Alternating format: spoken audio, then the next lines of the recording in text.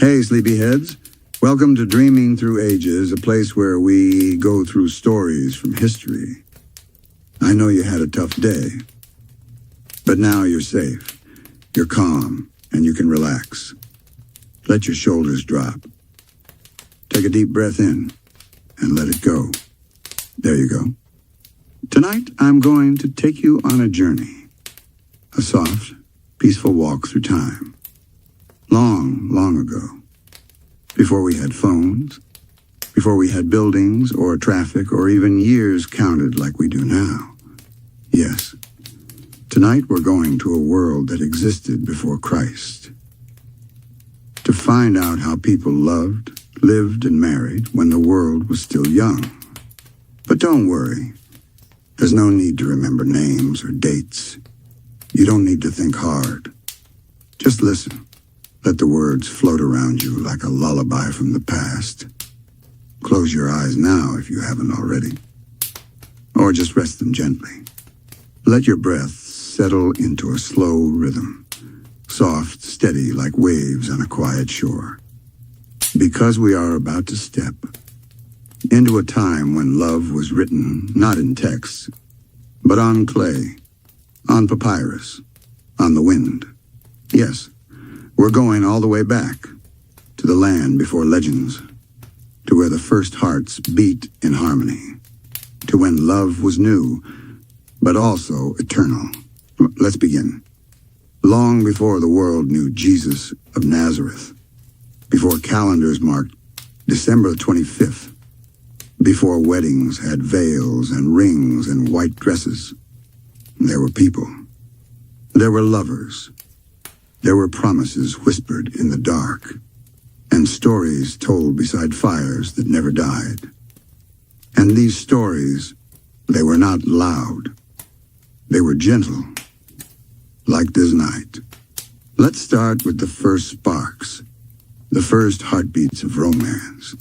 Not in one place, but everywhere across ancient lands, from Egypt to Mesopotamia, from Greece to the Indus Valley.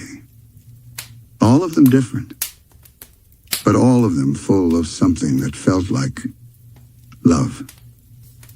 But what was love back then? Was it a look from across the river? A gift of honeycomb wrapped in cloth? A shared piece of bread beneath the stars? It wasn't always like today. There were no emojis, no love songs on the radio, no dating profiles or proposals on one knee. But there were sighs. There were poems. There were marriages that lasted through lifetimes and even into the afterlife. Let me show you. Let's walk, slowly, gently, into the past. The wind grows warm as we move through time. You feel the air change, dry, golden, like the breath of the desert. You hear the Nile in the distance. You hear birds you've never heard before. And you smell something sweet, dates and honey. You've arrived in ancient Egypt. Not the Egypt of pyramids and treasure hunters, but one of quiet streets, small homes, and warm evenings. A time when people wore linen robes, walked barefoot on sun-baked stone, and believed that love was something the gods smiled upon. Egyptians believed love came from the gods, especially Hathor, the goddess of beauty and joy. And marriage, it was more than a ceremony. It was the union of souls. It wasn't announced by priests. It was a quiet, mutual agreement. A man and a woman choosing each other. There were no rings, no grand speeches. Just, I am yours, and you are mine. Imagine two people standing beneath a fig tree, hands brushing as they place bread into each other's palms. A child laughs in the distance. A dove flutters by. They don't need a wedding arch. They don't need witnesses. They know. And later, after sunset, the man writes her a letter on a thin sheet of papyrus. By flickering oil lamplight, he writes, "My beloved, you are the only one. When I see you, my heart jumps like a fish in the river.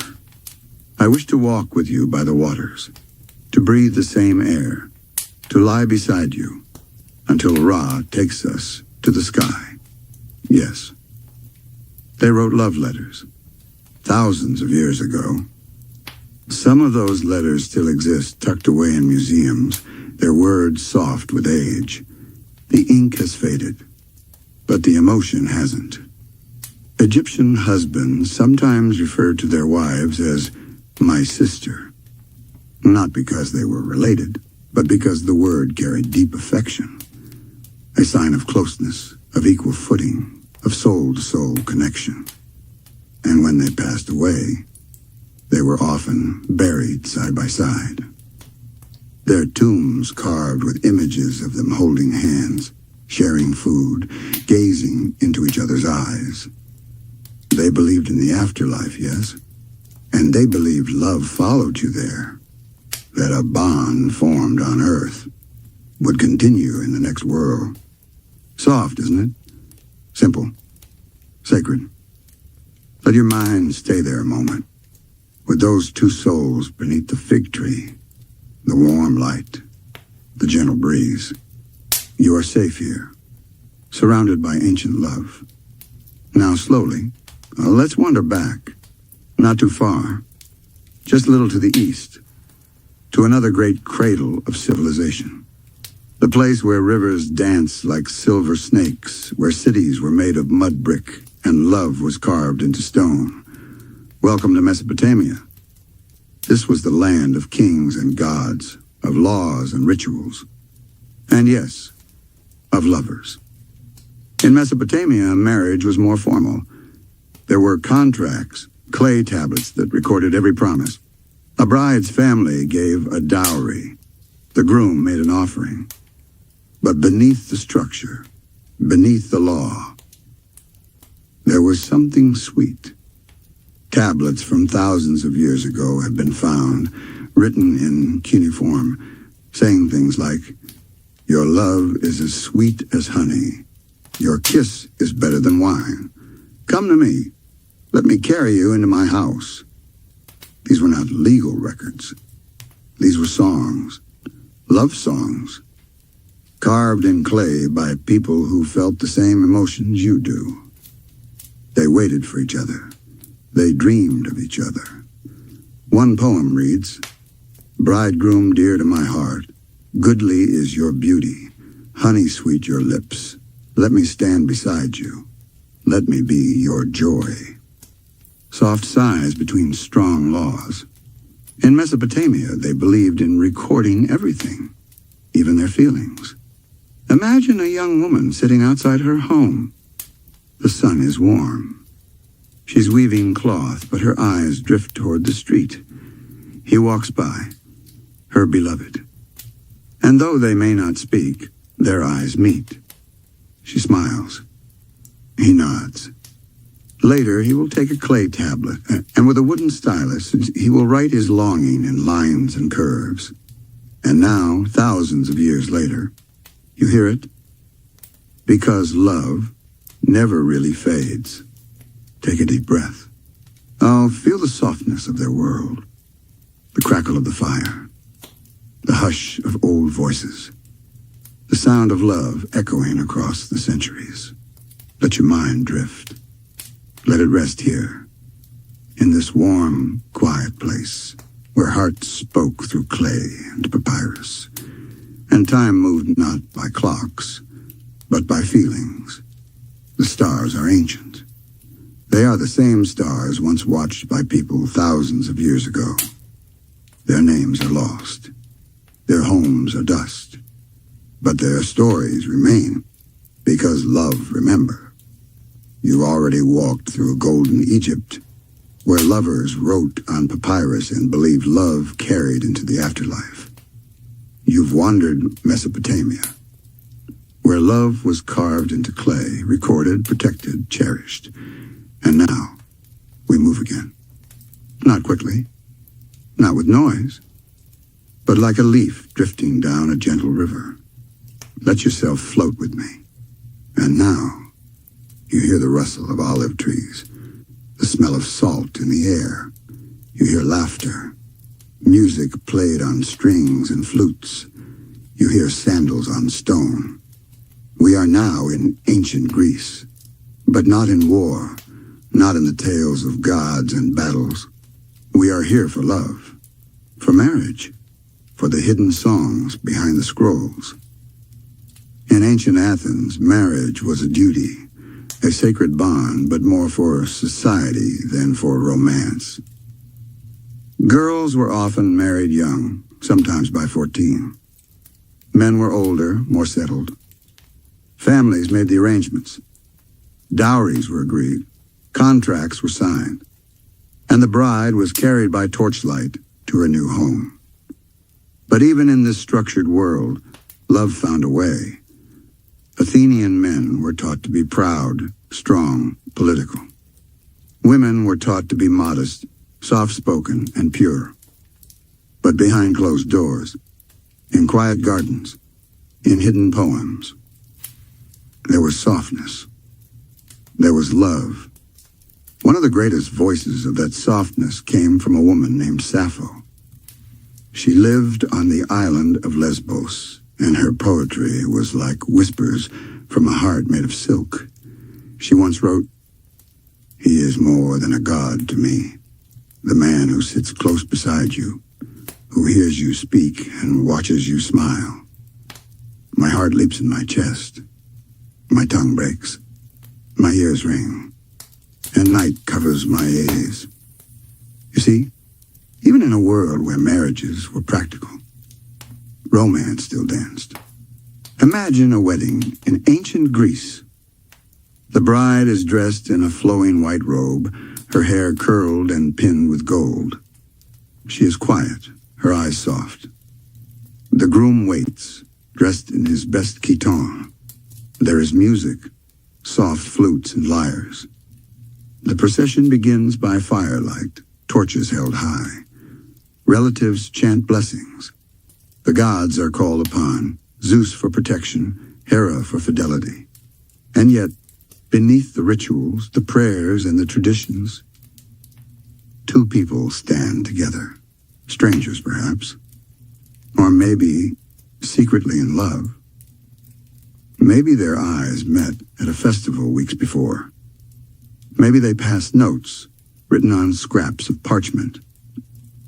Maybe the night before the wedding, the groom stood outside her home, not daring to knock, but just to be close. This is the Greece we dream about. Not just heroes and wars, but quiet emotion. Tenderness beneath marble and myth. And love here didn't always follow rules. There were forbidden romances, secret affairs, poets who loved other poets, women who found joy in other women, men who whispered sonnets to other men. Because in ancient Greece, love was considered divine, even when it didn't fit inside laws. There was a word for every kind of love. Eros, passionate desire. Philia, the love of friendship. Agape, the unconditional spiritual love. Storge, the gentle love between parent and child. Xenia love shown through hospitality and respect. They believed love had many shapes, many flavors, and many voices. And marriage was just one of them. Let yourself walk through a stony path now. Olive trees line the road. A small villa stands ahead. Inside, a couple sits beside a fire. She's weaving. He's mending a basket. They do not speak much, but the silence between them is soft, comfortable, familiar. He places a fig beside her. She smiles. Their hands brush. And in that touch, years of unspoken tenderness pass between them. This is marriage. Before smartphones. Before selfies. Before text messages that say, "I love you." Instead, a shared olive, a woven robe, a warm shoulder in the cold. Can you feel it? It's slow, like sleep, like peace. And now, we move again. Don't worry, you don't have to get up. Just drift with me. Further east now. The stars change slightly. The moon feels different, rounder, closer. You hear the wind through tall trees. The scent of sandalwood, cardamom, and rose hangs in the air. A bell rings softly in the distance. Children's laughter echoes, and flames flicker in small clay lamps lining the quiet path. Welcome to ancient India, to a land of ceremony and soul, where marriage was not just a union of two, but of 7 lives. Yes, the belief here was that if you found your partner in this life, you would meet again, and again, 7 times. And when people married, they walked around fire. Not once, but 7 times. Each step had a promise. One for nourishment, one for strength, one for prosperity, one for family, one for joy, one for harmony, and one for everlasting love. The bride wore red, the color of life. The groom wore gold or white.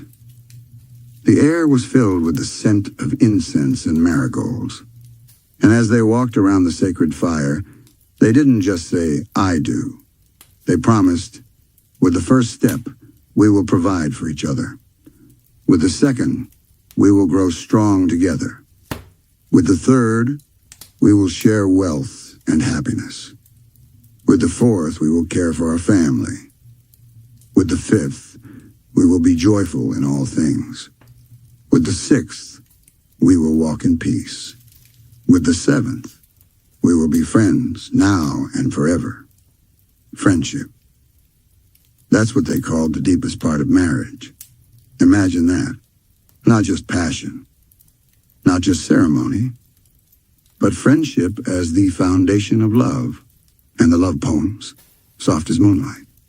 A poet once wrote, "Your eyes hold oceans, and I am a ship, sailing, lost, joyful, and never wishing for shore." Another wrote, "In the stillness of the night, your breath is a prayer I whisper back to the stars. Let that wash over you. Let your heart slow. You're now walking beside a couple beneath flowering trees. They are not talking. They do not need to." He pours her water from a clay jug. She adjusts the fold of his shawl. A breeze dances through the leaves. And in that breeze, you hear the love of thousands of years. Love that was not hurried, not loud, but deep, sacred. Breathe with me, in and out. Let the firelight of ancient weddings flicker in your dreams. Let the stars of Athens and the incense of India soothe you. Let your soul float gently across time. We've walked through 3 civilizations already: Egypt, Mesopotamia, Greece, and now India. And they've all shown us that love has always lived. It may look different, sound different, but at its heart, it's always been the same. A connection, a choice, a quiet promise. So far, we've been to the golden sands of Egypt, where love was handwritten on papyrus and believed to live beyond the grave. We've wandered through Mesopotamia, where feelings were carved in clay and protected by ancient law. And we've stepped into Greece and India, where marriage danced between duty and desire, poetry and sacred fire. But there's more. The world before Christ was vast, and love, it bloomed in every corner. So now let us travel again. Let your body sink a little deeper. Let your breath stay soft. We're going north now, to a land of forests and long winters, of warriors and mead halls, of gods that walked among humans, and of love that roared like the sea. Welcome to the world of the Celts and Norse, to the ancient love stories of Northern Europe. This is not the world of medieval castles just yet. not knights in shining armor. We're still in the misty past before Christ, before Crusades, when the lands were ruled by tribes, chieftains, and stories whispered by firelight. In Celtic lands like Old Ireland and Scotland, love was something fierce, free, and sometimes wild. Marriage in those early days didn't always need a priest or even a contract. There were hand fastings, an old ritual where two lovers would tie their hands together with a ribbon or cloth and vow to be joined for a year and a day. After that, they could stay together forever, or part ways peacefully. Hand fasting was sacred, not just for the people, but for the land, the trees, and the gods who watched in the winds. Imagine this. A forest clearing just before sunset. Two people, dressed in wool and linen, stand before an elder. Their hands are bound with a braided cord. They look into each other's eyes, and they say, "I give myself to you, and you to me, in love and in trust, for a year and a day." There is no church, no grand altar, only the sky, the stones, and the wild world listening. Love in this time was often private, yet powerful. The Celts believed deeply in the soul, in connections that could not be seen, only felt. They believed in fate, in omens, in the idea that some hearts were made for one another long before they met. They also had love poetry. Short verses passed from mouth to mouth, sung by bards in taverns and feasts. One such verse went, "I saw her in the springtime light, hair like flame, eyes like the sky. She spoke not a word, but the stars moved when she smiled." Their weddings were full of symbolism. They exchanged gifts of iron, bread, and salt, symbols of strength, nourishment, and preservation. And often, they planted trees together, so that their love would grow deep roots and reach for the sky. And across the northern seas, in what is now Scandinavia, the Norse people had their own ways.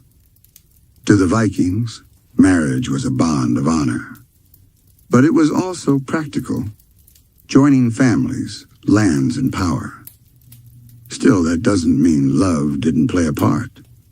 Viking women had more freedom than many others in ancient times. They could own property. They could choose a husband. And if treated unfairly, they could leave him. Their marriages were sealed with feasts that lasted days. Mead flowed. Songs were sung. Oaths were taken before gods like Freya, the goddess of love and fertility. And yes, even fierce warriors fell in love. There are rune stones, ancient stones carved with messages that say things like, "He raised this stone for his wife, who was wise, who was beautiful, and whom he loved. A warrior's hand, rough from battle, carving love into stone for all eternity." And just like that, the world softens again. Now breathe with me. Slow, steady. Let the rhythm of ancient drums fade into silence. Let the songs of the Norse and the whispers of the Celts wrap around you like a warm blanket. You are floating still, not flying, just drifting, like a pedal on an endless stream. Now, let's glide south again, to a place of columns and kings, of sand and stone, and love written into every breath. Let's visit the Persian Empire. Before Christ, before Islam, there was Persia, elegant, rich, poetic. A place where love and beauty were not just admired, they were worshipped. Marriage here was sacred. Persian weddings were grand, colorful, and full of tradition. Families blessed the union with saffron, rosewater, and crushed almonds. But the Persians also believed in romantic love. In fact, Many say some of the most beautiful love poems ever written came from this ancient culture. Though most were later written down after the time of Christ, the spirit of Persian love stretched far back and echoes from the days when kings walked in gardens of jasmine and courtiers sang of their longing under moonlit skies. There was a deep sense of passion, of soul ties, of longing that could stretch across lifetimes. They believed in the union of not just bodies, but hearts and minds and stars. One poem from this culture says, "When I am with you, time forgets itself. The rose forgets to bloom. The moon forgets to rise. For I am already in heaven." Soft, isn't it? Now imagine a Persian garden. Quiet. Walled by stone. Filled with water fountains that whisper like lullabies. Pomegranate trees heavy with fruit. A bride walks slowly, her face covered with silk, and the groom waits beneath the arch of cypress trees. Their families gather, not loudly, but with reverence, because love in this place was holy. And then there's China, a land so ancient, so layered in tradition, that every step of love, every glance, every note of a wedding flute was drenched in meaning. Before Christ, in dynasties long lost, Chinese marriages were arranged, but they were filled with poetry, philosophy, and respect. The concept of yin and yang was central. Two energies opposite yet harmonized. Together, they created balance. Together, they formed the universe. And in marriage, they formed a home. There were matchmakers, yes. Horoscopes, yes. Ceremonies where the bride and groom bowed to the heavens, to their ancestors, and then to each other. The bride wore red. Her hair was combed by her mother as she whispered wishes for a peaceful life, a faithful husband, and many children. And sometimes, even in arranged marriages, love grew, slowly. Like tea leaves unfolding in hot water. Chinese poets often compared love to nature. Like the willow bends with the breeze, so does my heart follow yours. Not rushed, not loud, but certain as the moon follows the stars. Let that settle inside you. So gentle, so steady. You're floating still, wrapped in red silk and flower petals, hearing the bells of old temples, smelling the scent of rain and rice fields. And now, let's rest here for a while. You've seen so much. Egypt, Mesopotamia, Greece, India, the North, the West, the East. And what do they all show you? That no matter where, no matter when, love was always there. Maybe different in shape, but always present. Love written in ink, in clay, in leaves, in fire, in silence. And now, as your eyes grow heavier, as your breath slows again, let the whole world go quiet. Let your heart feel ancient and young at the same time. Because it is. Love still lives in you. The same kind that lived in queens and poets, farmers and warriors. Through Egypt's golden sun. Through Mesopotamia's carved love songs, through Greece's poetry, India's sacred vows, the fires of the north and the red silks of ancient China. And everywhere we've gone, love has waited. Waiting in scrolls, in gardens, in firelight, in the eyes of strangers who became soulmates. But there's still more to see, more to feel. So let's continue. Slowly, as if we're gliding across time on a cloud made of candlelight. Tonight we move again, to a land of temples carved into cliffs, where prayers echo through stone, and where love was whispered in caves and courtyards. Welcome to ancient Japan. Long before Christ, in the time of early dynasties and Shinto rituals. Japanese love and marriage held a quiet grace. There were no loud parades or golden crowns, just elegance, like the way a crane glides across still water. In those early times, marriage was less about ceremony and more about living.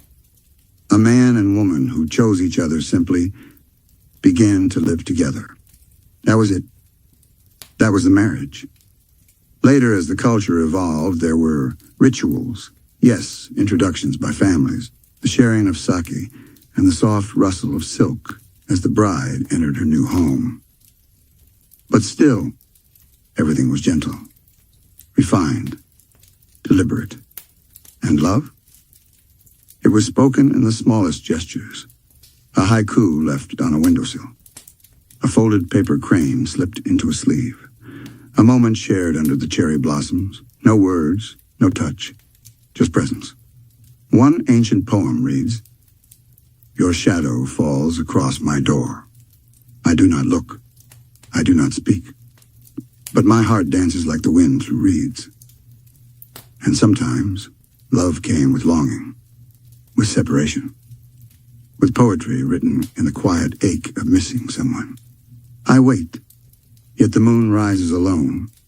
You do not come. The night still beautiful, but incomplete.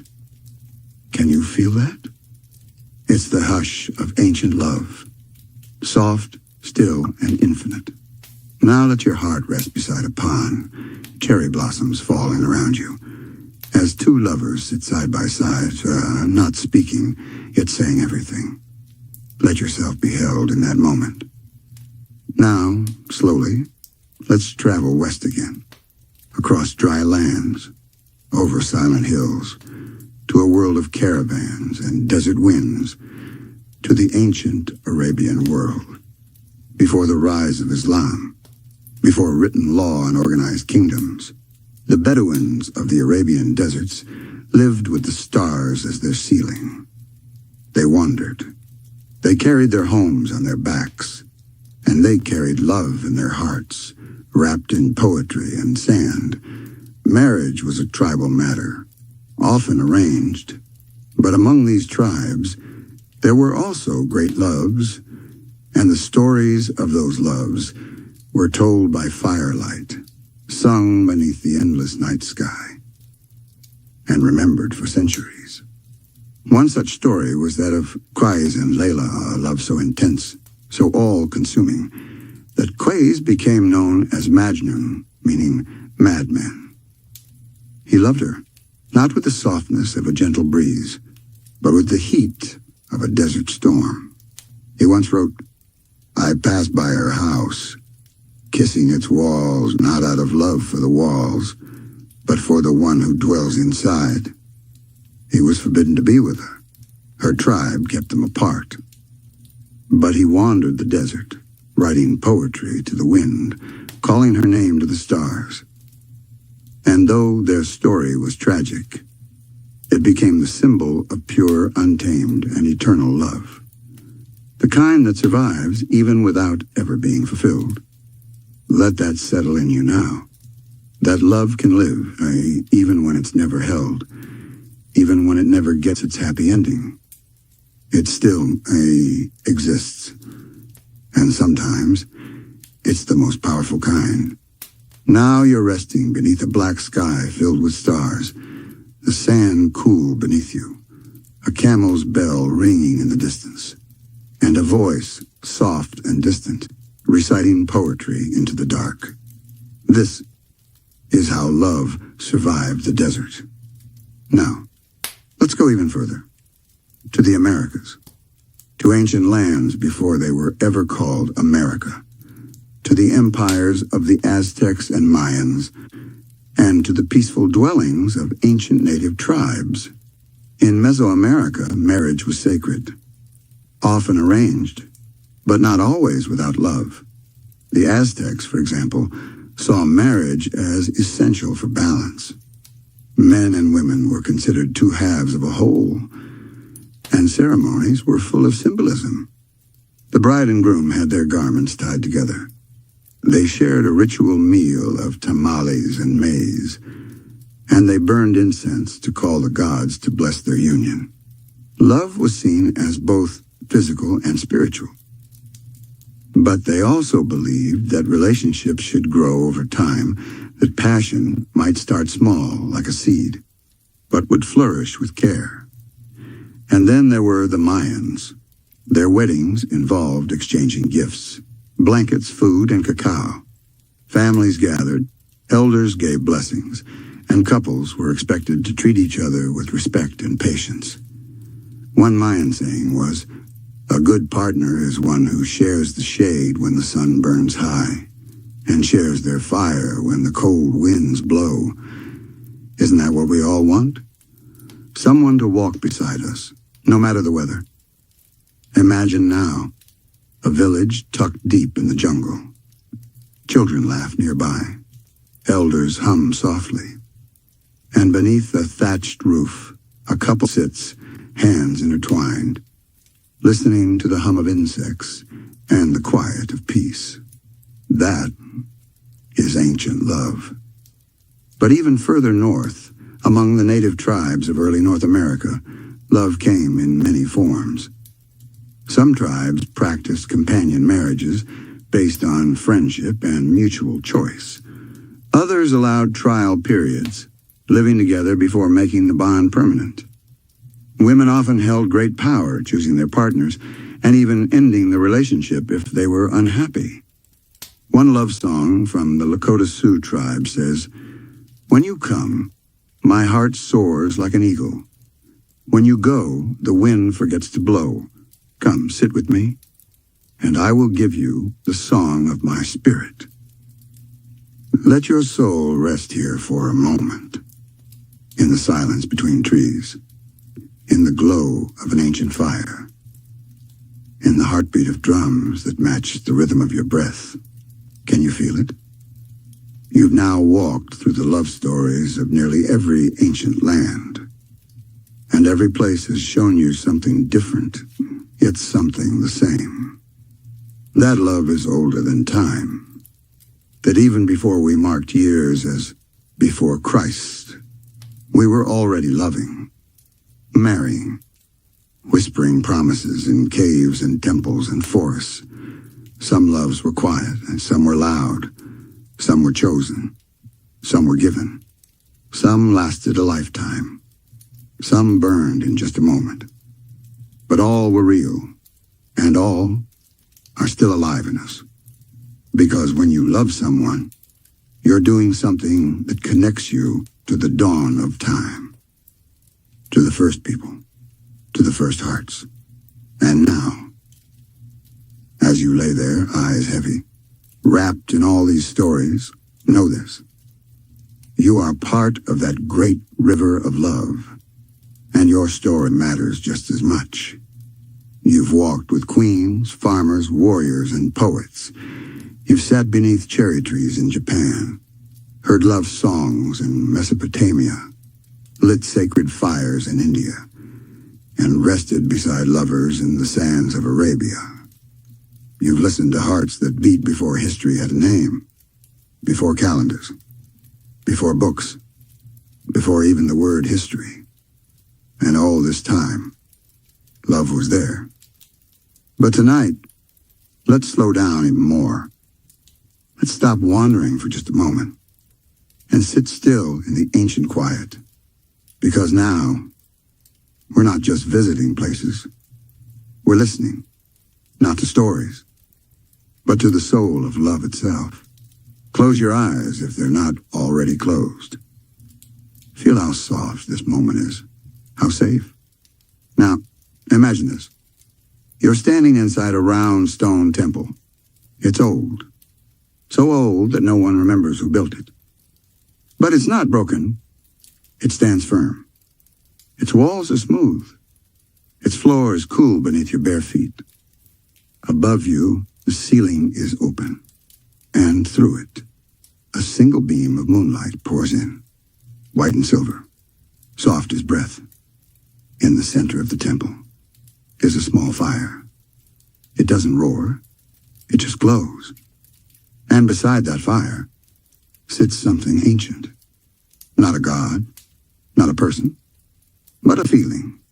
It is love, not romantic love, not even love for a child or friend, but love itself, the source, the thing that has always existed. The same feeling that once made a boy in Egypt write a poem to his bride. The same warmth that made a Viking carve his wife's name into stone. The same breath that made an Indian couple circle a fire 7 times. The same silence that passed between 2 people beneath the olive trees of Greece. You sit before this love now, and it looks at you, not with eyes, but with presence. And it whispers, not with words, but with knowing.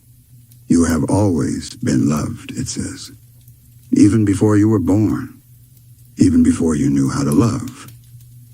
Do you remember? It asks. And suddenly, you do. Not with your mind, but with your heart. You remember being a soul, long before this body, long before this time. You remember standing in the same place, maybe not in a temple, maybe not on earth, but somewhere, feeling the same warmth. And you remember choosing to love. You remember saying, when I go into the world, let me love deeply. Let me find someone. Let me learn what love means. And now, here you are, alive, listening, resting in that same warmth. Maybe you've loved already. Maybe your heart has broken. Or maybe you're still waiting. But no matter where you are in your story, love is with you. Because it's not something that lives outside.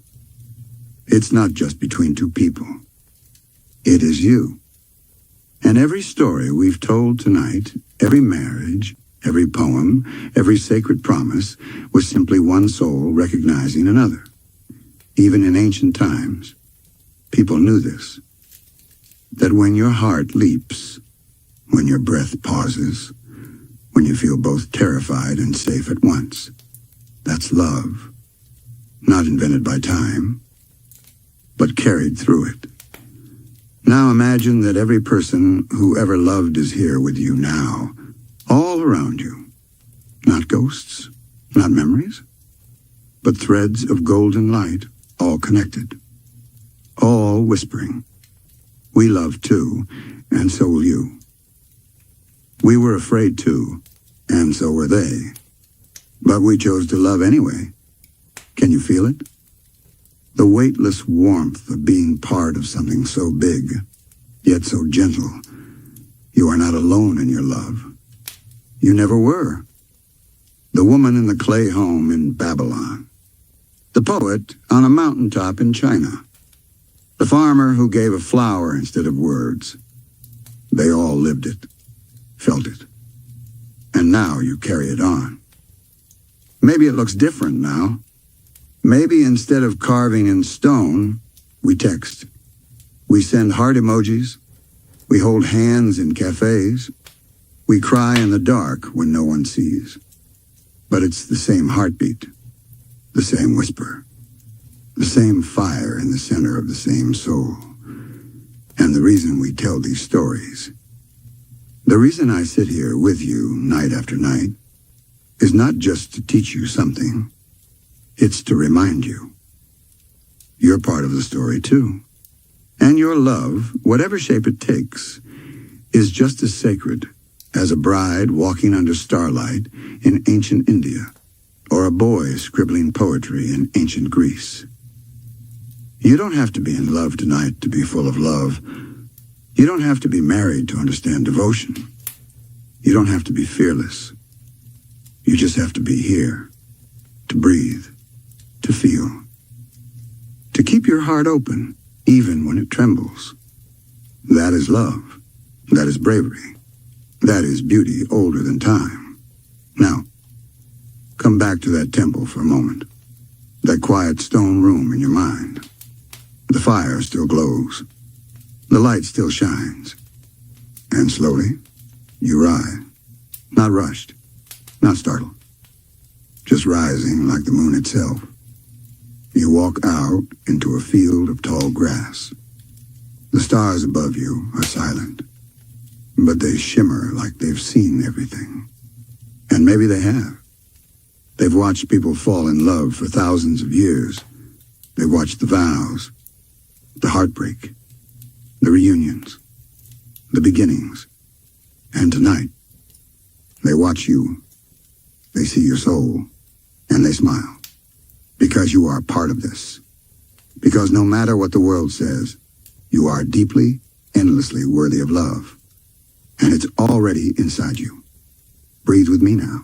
Inhale. Hold it. Exhale slowly. Let it all melt.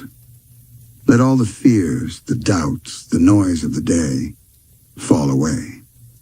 Because tonight, you are not just dreaming through the ages. You are remembering through the ages. You are remembering what it means to feel, to hope, to try again, to trust. Let the quiet fill you now. Let the glow of every ancient flame we've visited rest inside your chest. You are made of the same stories. You are made of the same love. You've walked beside lovers beneath palm trees, watched brides light fires under full moons, heard the whispers of poets and the prayers of queens. And now, our night together begins to soften, to settle. The journey isn't over, but this part, this beautiful first part, is ready to rest. So come, one more walk. Slow, slow steps. Just you and me. Just the stars, the sky, and stories too old to be forgotten. Let's visit once more. Not a new land, not a new people, but the space between them all, the quiet world that held every love before history began. The soul of the world. Imagine a place with no buildings, no words, no names, just soft ground beneath your feet, cool wind against your skin, and trees, so tall, so wise you know they've stood since the beginning. This is where all love began, before marriage, before tradition, before promises were written in ink or stone. Here, love was simple. A hand reaching for another. A breath shared beneath stars. A look across a fire. A choice. Even before language. Before ceremony. Before law, two people could feel, I am yours. And that feeling, that pulse of connection, was enough. That love still exists, right now, inside you. You don't have to be dressed in silk or wear gold rings. You don't need music or poetry or firelight. You just need the willingness to open, to be known, to let someone in. Even if that someone is yourself. Because sometimes the very first love we must return to is our own. So let's do something together. Let's give love to ourselves, the way our ancestors gave it to each other. Place your hand gently over your heart. Feel it? That beat? That is the same rhythm that pulsed inside a bride in Babylon, a prince in Persia, a healer in the Mayan forest, a poet in Japan. That beat says, I am here, I am alive, and I am worthy. Now, let's whisper some words, softly, inside your mind. Repeat after me. I am love. I am part of every story. I carry ancient light. I am safe to rest. Am love. I am part of every story. I carry ancient light. I am safe to rest. I am safe to feel. I am held. I am whole. I am already enough. Let those words wrap around you like silk. Let them hum in your bones. Let them rest in your breath. Now, as the stars begin to dim, as the ancient flames flicker low, you feel them all, the souls we've met. They don't speak, but they nod, They smile. You've heard their stories. You've held their love. And now, they offer it back to you. The Egyptian bride places a lotus in your hands. The Mesopotamian scribe gives you a clay tablet with your name etched into it. The Greek poet tucks a scroll into your pocket. The Indian couple draws a circle of light around your feet. The Celtic woman ties a ribbon to your wrist. The Viking warrior places a stone beside you for protection. The Persian dreamer offers you a rose. The Chinese moon gazer bows in stillness. The Japanese lover gifts you a folded crane. The Bedouin madman hands you a handful of stardust. The Mayan priest places a seed in your palm. The forest spirit from the beginning places a kiss on your forehead. And then they all step back. Not away, just into the mist, into the dream, into the memory. Because it is your turn now, your time, your love story, your life. And you will write it however you choose. Whether it's soft or wild, long or short, with someone or within yourself is yours. And it will always be enough. So now, lay back. Let your breath soften. Let your body grow heavy. Let your soul feel light. You are held. You are part of everything. And everything is love. Tonight the earth kisses your cheek. The stars sing lullabies. And the wind tucks you in. Let the pages of time turn without sound. And picture this. A tall hall made of marble. Columns rising like trees. Torchlight flickering against golden walls. And at the center, a throne. Now, imagine it. Not as cold or cruel. Not like a scene of power. But as a place where two people once looked at each other. Not as ruler and subject, but as hearts. Unsure and brave. Drawn together. Because before Christ, even the greatest empires were shaped by love stories, and sometimes by the absence of love. Let's begin. In ancient Persia, with a young king who ruled not just armies, but hearts. His name was Cyrus the Great. He was known for tolerance, wisdom, and building the mighty Achaemenid Empire. But behind his powerful rule was a woman. Her name was Cassandra. And unlike the arranged matches made for strategy or gain, Cyrus loved her deeply. When she died, he ordered the entire empire to mourn. People across vast deserts and rivers wept together, not just for their queen, but for the love their king had lost. Some say he never loved again, and perhaps that's how you know it was real. Imagine him standing on the edge of his empire, holding a necklace that once belonged to her. The wind cold, the world silent, and in his eyes, a grief so quiet it could shake mountains. Because even the mighty fall in love, and even they are broken by its loss.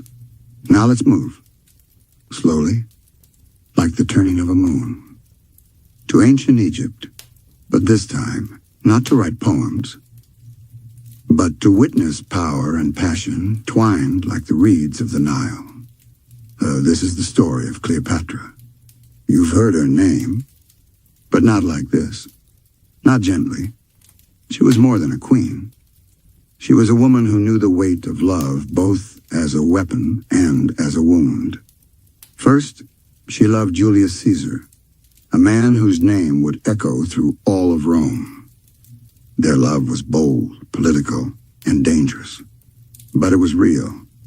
And when he died, she found love again with Mark Antony. Together they were a storm. They defied empires. They risked it all. But love in their world came with a price. When war came and Rome turned against them, they did not run. They did not hide. They stood together. And when the battle was lost, they chose love, even in death. Some say Cleopatra pressed a poisonous asp to her skin.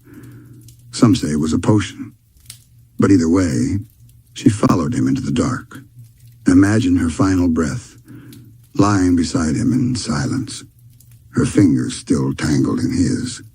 Love that outlasted kingdoms. But not all royal loves were tragic.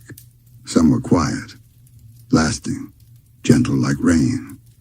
Let's visit China, where emperors ruled over millions, yet sometimes were ruled by a single glance. During the Han Dynasty, there was a concubine named Zhao Feiyan, so graceful that it was said she could dance on a lotus without sinking it. But her sister, Zhao Hede, was the emperor's truest love. He built palaces in their name. He ignored politics, turned from war, and wrote poetry under moonlight. He wrote in, "When she walks, spring follows. When she sleeps, the world holds its breath." Yet even this love was shadowed by jealousy and tragedy. Because in the royal courts, love was dangerous. Too much affection meant too much influence. And the world feared women who held hearts too tightly. Still, in secret gardens, beneath silken veils, the emperor would wait, just to hear her laughter, just to forget the weight of the crown. Sometimes, the greatest kings were just boys in love. And now, let's fly again. Through wind and sky to India. You know of arranged marriages, of walking 7 steps around fire. But did you know that one emperor built a monument of love so vast it touched the heavens? Yes, we are talking about the beginnings of the story behind the Taj Mahal. Though the monument itself came much later, it was inspired by a tradition older than memory of rulers who loved not just power, but beauty, art. Women whose words echoed louder than wars. In ancient Vedic times, there were kings who sought not gold, but wisdom, and they often found it in their queens. One such love was told in forgotten verses. A king weary from battle returned not to celebration, but to sit at the feet of his wife. She placed her hand on his head and said nothing. But in that silence, he healed. Because some queens did not command armies. They commanded hearts. Now, let your breath soften again. Let your shoulders melt. You've just walked through palaces, heard whispers behind stone walls, touched the velvet of royal love. But here's the secret. Love inside a palace is the same as love inside a cottage. The same heartbeat, the same longing, the same fear of losing, the same courage to feel. Whether you are king or servant, warrior or poet, love makes us all equal. It humbles, it lifts, it reveals. And now, as you drift deeper, as sleep begins to rise like soft fog around you, I let these stories settle in your dreams. Let Cleopatra's last kiss, Zhao Hede's laughter, Cassandane's memory, and the poet queen of India all wrap around you like moonlight on ancient stone. Not in its power, but in its softness. We begin in Greece, not the philosopher's Greece, not the Greece of war and glory, but the Greece of queens. One queen, so hidden, so little remembered. Yet her story glows in the cracks of old scrolls. Her name was Artemisia I of Caria. She ruled as a queen and warrior during the Persian Wars. She sailed into battle. She advised kings. But she also loved. And though we know not his name, legend says she lost him to the sea. A storm swallowed his ship.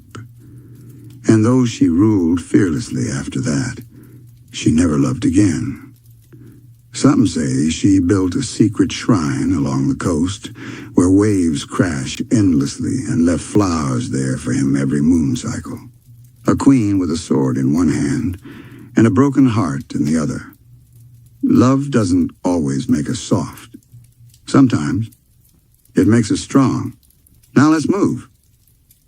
To a land where gold gleamed on every temple, the land of the Incas. High in the mountains of ancient Peru, there was a city in the clouds, Machu Picchu. You know it now as a wonder. But once, it held love.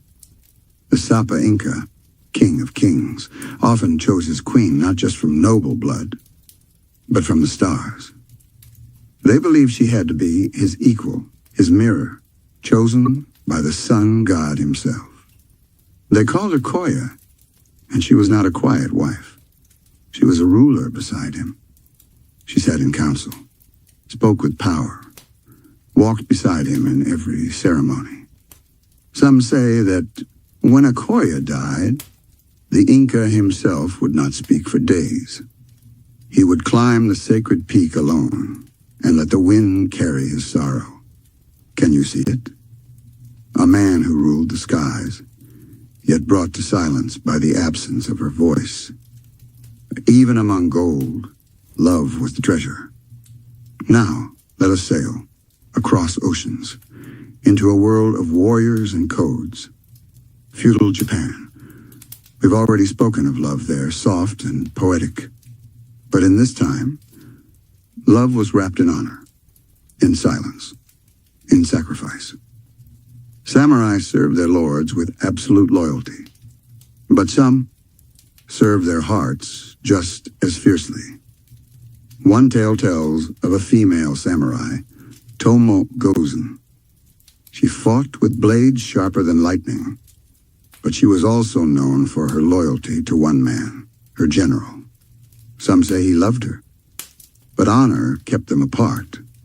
They rode into battle together, slept under the same stars, shared victories, shared silence. When he was forced to surrender, he asked her to leave, to live. She did, but it's said she never touched a blade again, nor a man. She became wind, memory, legend. And sometimes, love is like that, unspoken, unclaimed, but eternal. Now let's visit Africa, a land with kingdoms and queens so powerful, they ruled trade routes, armies, and hearts. Let me take you to the kingdom of Nubia, where the Kandak queens ruled with fire and grace. One queen, Amanirenas, stood against Roman invaders. She was fierce, but behind her bronze crown, she wore a necklace carved from ivory, a gift from her late husband, the king who died before Rome came. Every time she went into battle, she touched that necklace. It reminded her that her fight was not for war, but for love, for home, for the memory of peace they once shared. And when she defeated the Romans, she didn't celebrate with wine. She returned home, sat quietly in the palace gardens, and whispered his name to the wind, because sometimes the softest moments follow the loudest victories. And now, let's rest. You've traveled far again. You've walked beside queens in armor, lovers in silence, kings in shadow. You've seen how love didn't just fill hearts. It moved empires, guided choices, lit cities, and shaped destinies. And maybe, so can yours. Not with power, not with thrones, but with presence, with truth, with the courage to feel. Love that built bridges instead of battles. Love that saved thousands without ever lifting a blade. Close your eyes. Let's begin. First stop, ancient Egypt and the Hittite Empire. Long ago, two great civilizations stood across the sands. The Egyptians, mighty and sun-blessed, and the Hittites, fierce and proud in the north. They fought. year after year. Clashing armies, burning cities. But one day, they stopped. Because Egypt's powerful pharaoh, Ramesses II, did something extraordinary. He married a Hittite princess. Her name? Mathorneferur. She came across the desert, riding in gold-draped chariots, bringing not just beauty, but peace. Their wedding became one of the oldest recorded peace treaties in the world. Two enemies, now family. Two nations, now bound by love. And though it may have started as strategy, many believe Ramesses came to truly care for her. She wrote to her family that she was treated well, that her days were full of songs and gardens, that her heart had softened. And just like that, a war dissolved into quiet. Imagine it now. A princess kneeling beside a lotus pond, her fingers tracing ripples, as children of two once bitter nations laugh in the distance. This was the power of love. Now float with me to ancient Greece. The great city of Athens once teetered on the edge of destruction, trapped in conflict with its rival Sparta. War threatened everything. But in the middle of it, a woman named Agariste, daughter of a noble Athenian family, was given in marriage to Megacles, a powerful man from another clan. This union wasn't just a celebration. It was a truce. Through their bond, two powerful forces would join, and peace for a time returned. Their marriage laid the foundation for a new political order. Their children would go on to influence Greece's future. All because of one alliance, one vow, one choice to love over fights. Now let's sail again, eastward, to India during the time of the great Maurya Empire. You've heard of Chandragupta Maurya, the man who built an empire that stretched across much of the subcontinent. But did you know his marriage helped secure peace with the powerful Seleucid Empire? He married the daughter of Seleucus I, a Greek general who once served under Alexander the Great. Two great powers, two mighty cultures, met at a wedding altar. She came to his court in golden robes. He received her with open arms. And their marriage stopped what could have been a devastating war. History remembers him as a conqueror. But perhaps he was also just a man who believed in peace and found it in love. Now breathe slowly. You're doing so well. And let's drift now to medieval Ethiopia, where dynasties were shaped not just by battles, but by love letters. A prince, weary of war, chose to marry a woman from a rival clan. Her name was Embet Makeda. And while her dowry was modest, her wisdom was great. She insisted that no blade be drawn in her name, that the wedding feast be open to both sides, and that the first dance be danced by a child from each people, hand in hand. That night, the fires burned long, and no war followed. Because sometimes, peace wears a wedding ring. Now travel with me to Imperial China, where dynasties didn't just rise through strength, but through diplomacy. The Han dynasty sent princesses into distant kingdoms to marry foreign rulers, to bring harmony. These women were known as Hekin brides. One such bride, Princess Wenchang, was sent to Tibet. She married the Tibetan king, Songtsen Gampo, bringing with her silks, books, music, and love. Their union opened the road between Tibet and China. Ideas flowed. Trade blossomed. And though she lived far from her homeland, she planted flowers from China and Tibetan soil. Those flowers still bloom today. So do the stories. And now, let's pause. Let your breath fall into a slow rhythm. Because what you've just felt is not just ancient history. It's proof that love is powerful, that sometimes a vow can be mightier than a sword, a kiss can be louder than war, and a wedding can change the fate of nations. All this time, you've heard tales of kings and queens, of thrones and temples. But tonight, you see the truth, that in the folds of wedding gowns and veils lay peace, hope, and healing. Maybe in your life, too, there is a bond, a promise, a quiet connection that holds more than it seems. This is the part of history we weren't always meant to hear. The secret part. The forbidden part. The love that wasn't allowed, but happened anyway. Because love doesn't ask permission. Close your eyes. Feel the hush. The hush of two hearts moving toward each other, even when the world says no. Let's begin in Rome, where law was strict and love had rules. The year is 44 BC. The man is Julius Caesar. But this is not his story. This is the story of Servilia, his longtime mistress. She wasn't just a lover. She was the half-sister of Cato the Younger, the mother of Brutus, and a woman whose letters Caesar never burned. They met in silence, behind heavy drapes, between political meetings. In the small hours of the night when Rome slept, she wasn't his wife, she wasn't his queen, but she may have been the only one who saw the real man behind the crown. And though history barely mentions her, she was the shadow beside him until his very end. Sometimes a love has no title, but it changes everything.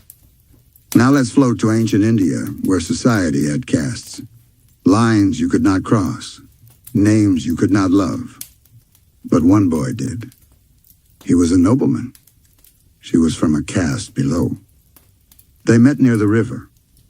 Every morning, he pretended to fetch water. She pretended not to notice.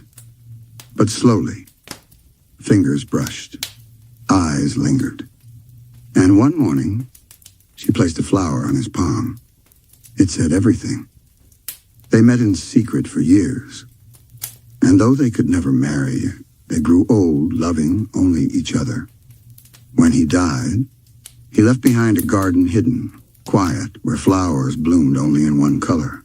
The color of the flower she once gave him. That garden still stands, even if their names are lost. Now breathe in. Let your chest rise gently. Let the weight of these hidden hearts settle into your soul. Let's move softly to feudal Europe. There was a nun and a knight. Her name was Heloise. His Abelard. She was brilliant. He was wise. They met when he was hired to tutor her. But soon, letters turned to glances. Lessons turned to laughter. And love spilled where silence once stood. When they were discovered, he was punished. She was hidden away in a convent. But their love didn't end. They wrote letters. Long, aching letters, filled with longing, regret, and a love that could not die. Those letters survived centuries. They are still read today, because even when two people are torn apart, the words they leave behind can keep loving forever. Now float with me to Arabia, the tale of Qais and Layla. You may know it. He saw her once and never stopped loving her. He wrote poems, sang songs, called to her in his sleep. But her family said no. They married her to someone else. And Qais, he went mad. He wandered the deserts, whispering her name to the winds, carving her name into stones, refusing all food but poetry. They say he died alone, with her name on his lips. And when she heard, she visited his grave, laid down beside it, and never stood again. They were buried together, Two souls that the world kept apart, but death could not. Now let your body grow still. Let your hands soften. Let your heart open gently. Because now we visit a land of kings and captives, Africa, where royalty and love often collided with tradition. In the Ashanti Kingdom, there was a queen, powerful, bold. She fell in love with a prisoner of war, a man captured in battle, chained, silent. But in him she saw not a rival, but a mirror, a wounded soul, who reminded her of herself. She freed him, not as an act of mercy, but as an act of love. They met under moonlight, in gardens no one entered. And though they could never marry, their love became legend. Some say the Ashanti drums still carry their rhythm. Two hearts, beating as one, even when the world refused to listen. And now, breathe. You've heard whispers that once hid behind doors. You felt footsteps down forbidden hallways. You've read letters that still ache across centuries. These weren't perfect love stories. They were real, messy, brave, soft, and unforgettable. Because the heart does not care for law, or caste, or politics, or time. It only knows when it sees itself in another, and no one can stop that. Not really. So if you have ever loved in silence, or longed for someone you could not hold, or carried a heart you had to hide, know this: you are not alone. Others have loved like you, felt like you. And even though their stories were hidden, they lived, and still live, right here, in your breath, in your heartbeat, in your dreams. Sleep now. Let every hidden kiss, every stolen glance, every forbidden vow wrap around you like silk. The moment when love becomes a promise, when hands are joined, when songs rise, and two people choose forever. Tonight we step into the heart of weddings, ancient, dreamy, slow, like the beat of a quiet drum. So close your eyes. Let the air grow softer. And let's walk down the aisle of history. Our first stop. India. The air is warm, fragrant with jasmine and rose petals. 1,000 marigolds hang like golden suns. The bride walks barefoot, henna swirling over her hands like vines of poetry. The groom waits beside the sacred fire, dressed in cream and gold. They circle the fire 7 steps called saptapadi. With each step, a vow. 1, let us provide for each other. 2, let's grow strong together. 3, let us be faithful. 4, let us raise a family. 5, let us care for all living things. 6, let us walk through life as best friends. 7, let us remain lifelong companions. No rush, no crown. Just quiet feet, moving in rhythm, and eyes full of promise. Now, float softly to Norse lands, where love was forged in cold, but burned hot. A Viking wedding was wild, sacred, and filled with symbols.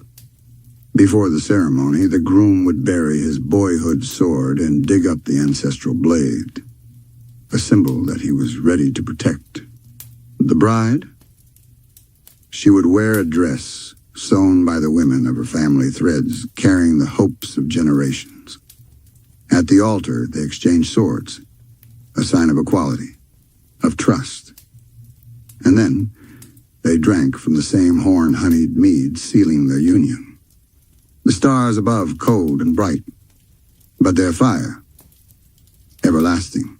Now breathe in and out, slowly. Let's visit Africa now, to the lands of the Zulu. Their weddings are a celebration of families, of ancestors, of rhythm. The bride wears beads in every color, each strand a story, her face painted with dots, symbols of joy and connection. The groom dances to her, his feet pounding the earth, a declaration of love not just for her, but for her entire lineage.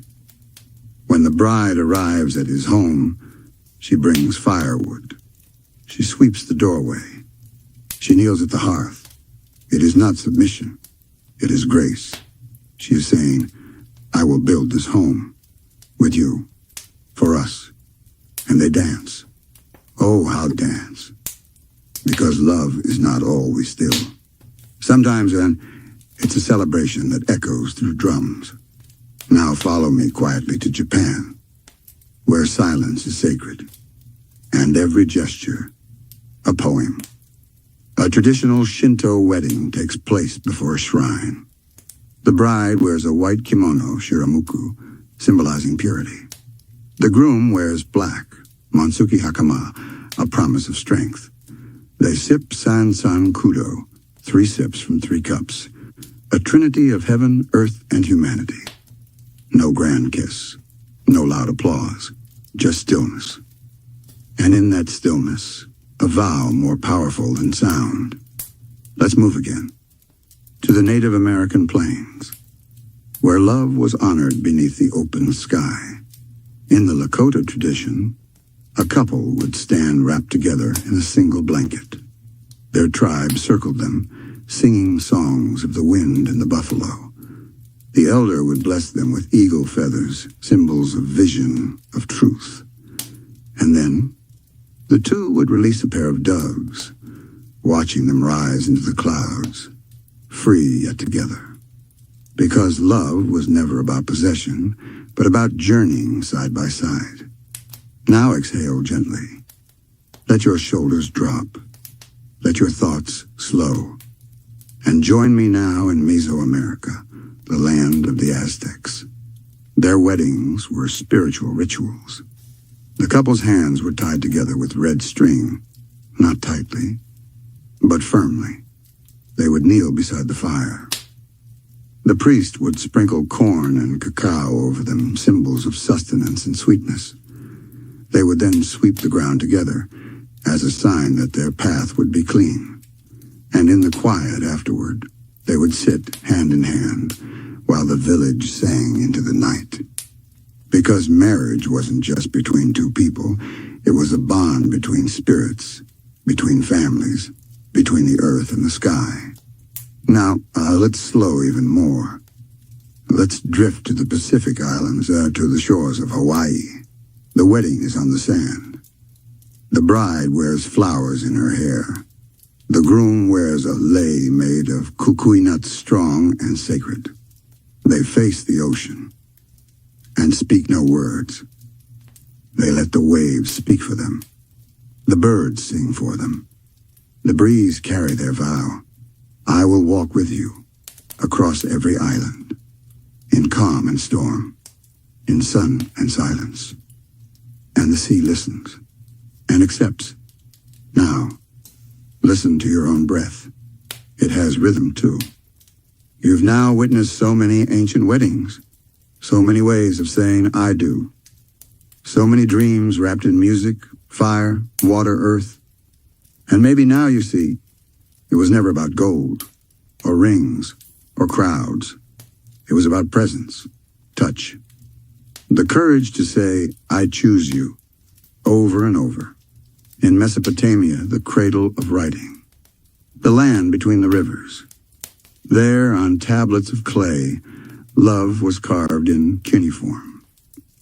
One of the oldest love poems ever discovered was written by a Sumerian bride to her king. It reads, You have captivated me, my precious one. Come, my beloved, let us lie together. Can you feel it? Thousands of years ago. And still, we hear her voice. Not just passion, but longing, hope, a forever folded into earth. Now, let's drift to ancient Egypt, where love was not just spoken, it was painted. Tomb walls show couples seated together, not as ruler and wife, but side by side, sharing fruit, holding hands, smiling. There's a painting of Queen Nefertari beside Ramses II. He stands behind her, protecting her with nothing but presence. And nearby, a line written just for her. My love is unique. No one can rival her. Just by passing, she has stolen my heart. Not a pharaoh, not a god. Just a man in love. And a woman. Love forever. Now breathe. Softly. And let's move across time. To ancient China, where love became brush and ink. The poet Li Bai once wrote, "Before my bed, the moonlight glows. Could it be frost upon the ground? I lift my head and watch the moon. I lower it and think of home." It was not a love letter to a person, but to a memory, to a feeling, to someone he could no longer reach. Sometimes, love speaks loudest when it says nothing at all. Now let's drift to ancient Greece, the land of poets and philosophers, where a woman named Sappho wrote verses to other women. She wrote, "Someone, I tell you, will remember us, even in another time." And she was right. Her poems were so soft, so full of breath and ache, that even today, they feel like they were written yesterday. Because love between women, between men, between souls has always existed, and always will. Let's move now to Rome, where marbles sang the songs lovers couldn't say out loud. Statues of Venus, the goddess of love, placed beside fountains where couples whispered wishes. One sculpture, so soft, so tender, shows Cupid and Psyche in a kiss, not just of lips, but of souls. She died for love. He fought for her spirit. And when they found each other again, even the gods wept. Now float again, this time to Japan, where the Manyoshu, the oldest collection of poetry, held thousands of love poems. One reads, "I loved her like the leaves, loved the sunlight. Now winter has come." It's quiet, isn't it? But in that silence, there's more feeling than 100 songs. Because art doesn't need to be loud to be eternal. Now let's visit Africa, where cave walls held the earliest expressions of devotion. Among drawings of animals and hunts, there are handprints. 2 hands side by side, pressed in red earth.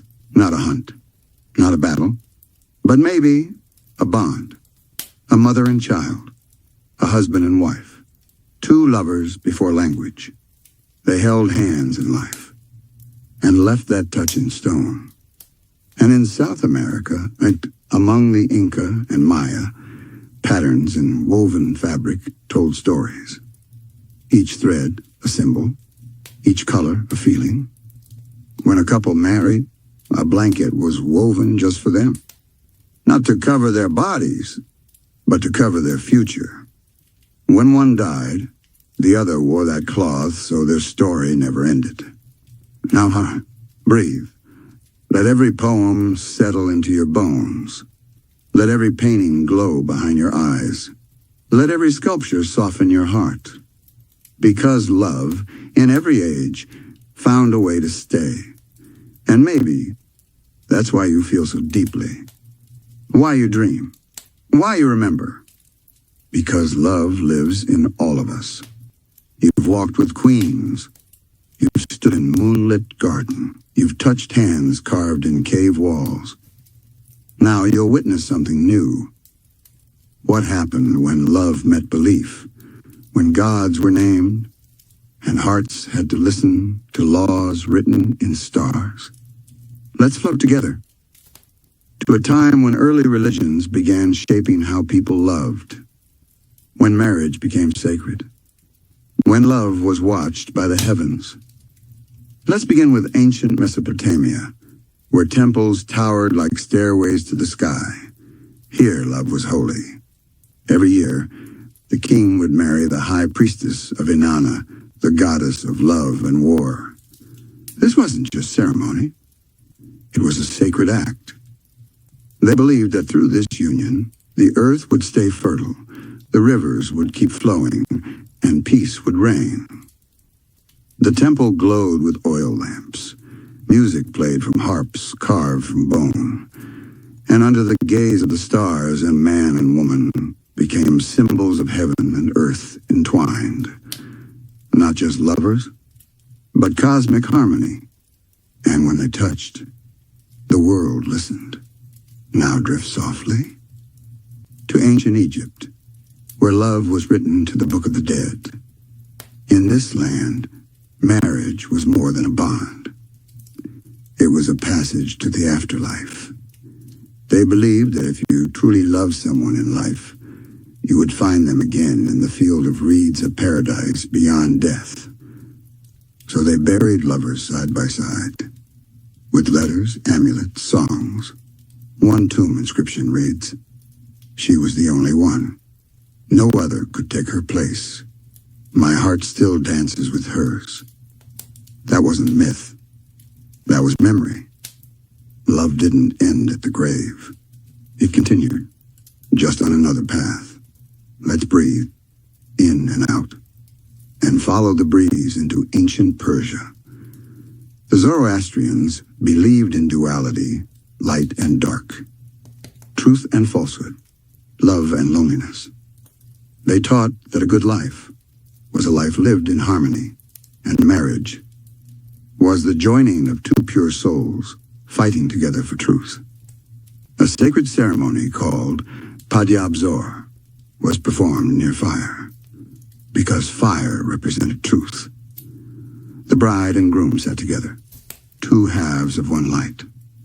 Not dominance, not silence, but balance. The priest would say, "Let the bond be as strong as the flame. Let your truth light the path for generations." And their names were etched into scrolls, so that heaven could remember their promise. Let's sail now to the Hebrews of the ancient Levant, where love was wrapped in divine law. Marriage wasn't just a choice, it was a covenant. A contract not only between man and woman, but with God. Under a canopy called the chuppah, two souls met. The groom would place a ring on the bride's finger and say, "With this ring, you are consecrated to me." And the heavens would bless them. The ketubah, or marriage contract, wasn't just ink. It was sacred protection, promising care, provision, respect. Love became sacred responsibility, a bond the stars bore witness to. And in every prayer, love had a name, a rhythm, a purpose. Now close your eyes and listen as the wind changes. We've arrived in ancient Greece, where philosophy and faith began to merge. Plato once wrote of soulmates that every person was once whole, but the gods split them in two. And so, all our lives, we search for our other half, not just for romance, but for reunion. This idea shaped how they loved. They didn't always look for beauty, they looked for reflection, for understanding, for completion. When they found it, they called it agape, the highest form of love, a love that sees the soul, not just the skin.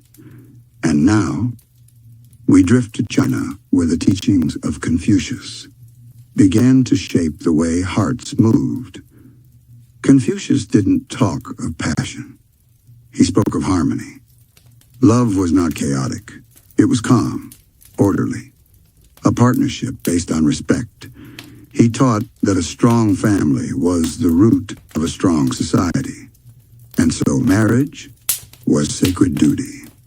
But still, poetry of the time shows something softer beneath. I think of you endlessly.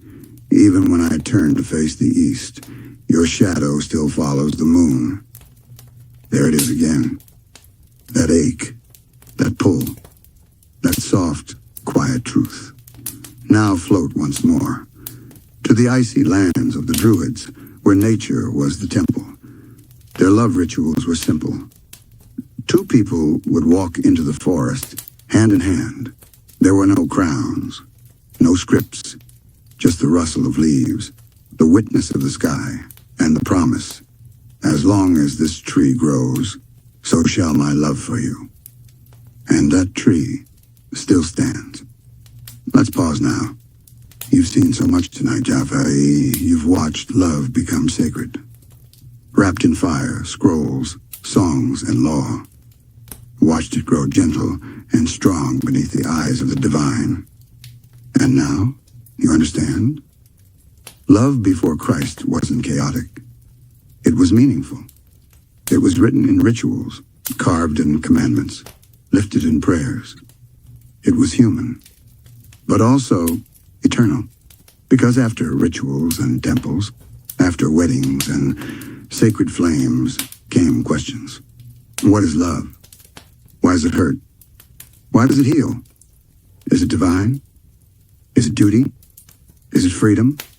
Let's float together into a time when ancient thinkers sat beneath trees, stared at the sky, and asked what it meant to love and be loved.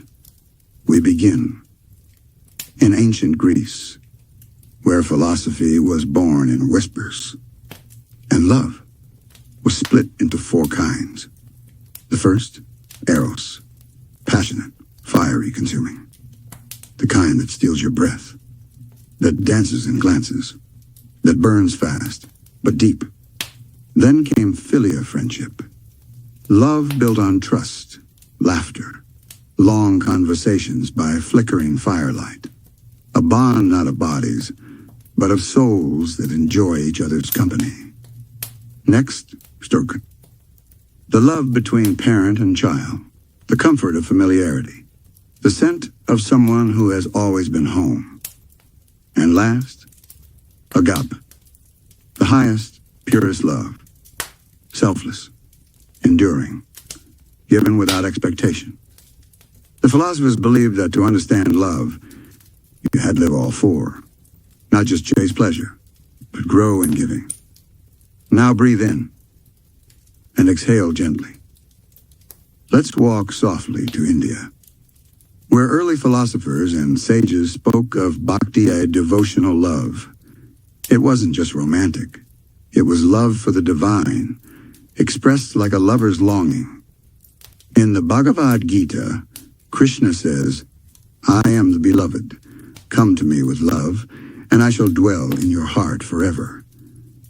Love here was surrender, not weakness, but power and softness. The mystic poet Mirabai sang, I have found one whom my soul loves. No temple, no priest, only his name in my breath. This was love not tied to form. It was feeling, flow, faith. Now let's travel east to ancient China, where the philosopher Laozi, father of Taoism, spoke of love as woo effortless action. He said, the soft overcomes the hard. Water wears away stone. So love conquers all, not with force, but by flowing. Love wasn't loud. It didn't demand. It simply existed. Strong, quiet, enduring. He taught that true love doesn't cling. It trusts. It moves like wind through bamboo bending, but never breaking. And then there was Confucius, who believed love began in the family. To love others, one must begin by loving their parents. For him, love was discipline, respect, holding harmony in one hand and duty in the other. Now let your bodies soften. Let your thoughts slow. We now float to Persia, where poets were philosophers, and philosophers were dreamers. Rumi, the Sufi mystic, once wrote, lovers don't finally meet somewhere. They are in each other all along. He believed love was the path to God, that the ache in your chest, it was the doorway to the divine. He taught that even heartbreak was holy, that longing was a form of prayer. Love, to Rumi, was not a destination, it was the journey itself. Now breathe slowly. Inhale wisdom. Exhale understanding. Let's step into Africa, where oral traditions carried wisdom from mouth to ear, from elder to child. The Akan people believed in Intabois, a quiet love, a love of patience. They taught that true love doesn't shout. It listens. It waits. It protects gently.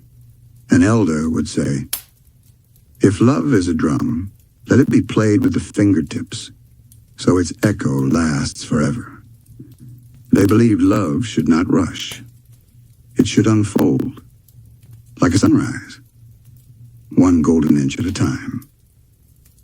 Now we move to the sands of Arabia, where early Islamic scholars and poets explored the idea of ishqa, deep, passionate, overwhelming love.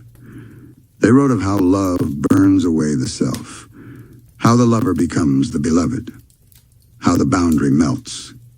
Rabia al-Basri, a female Sufi mystic, once said, "I do not worship God to avoid hell or seek heaven, but because I love him." Even spiritual love became romantic, filled with longing, soft tears, and sacred devotion.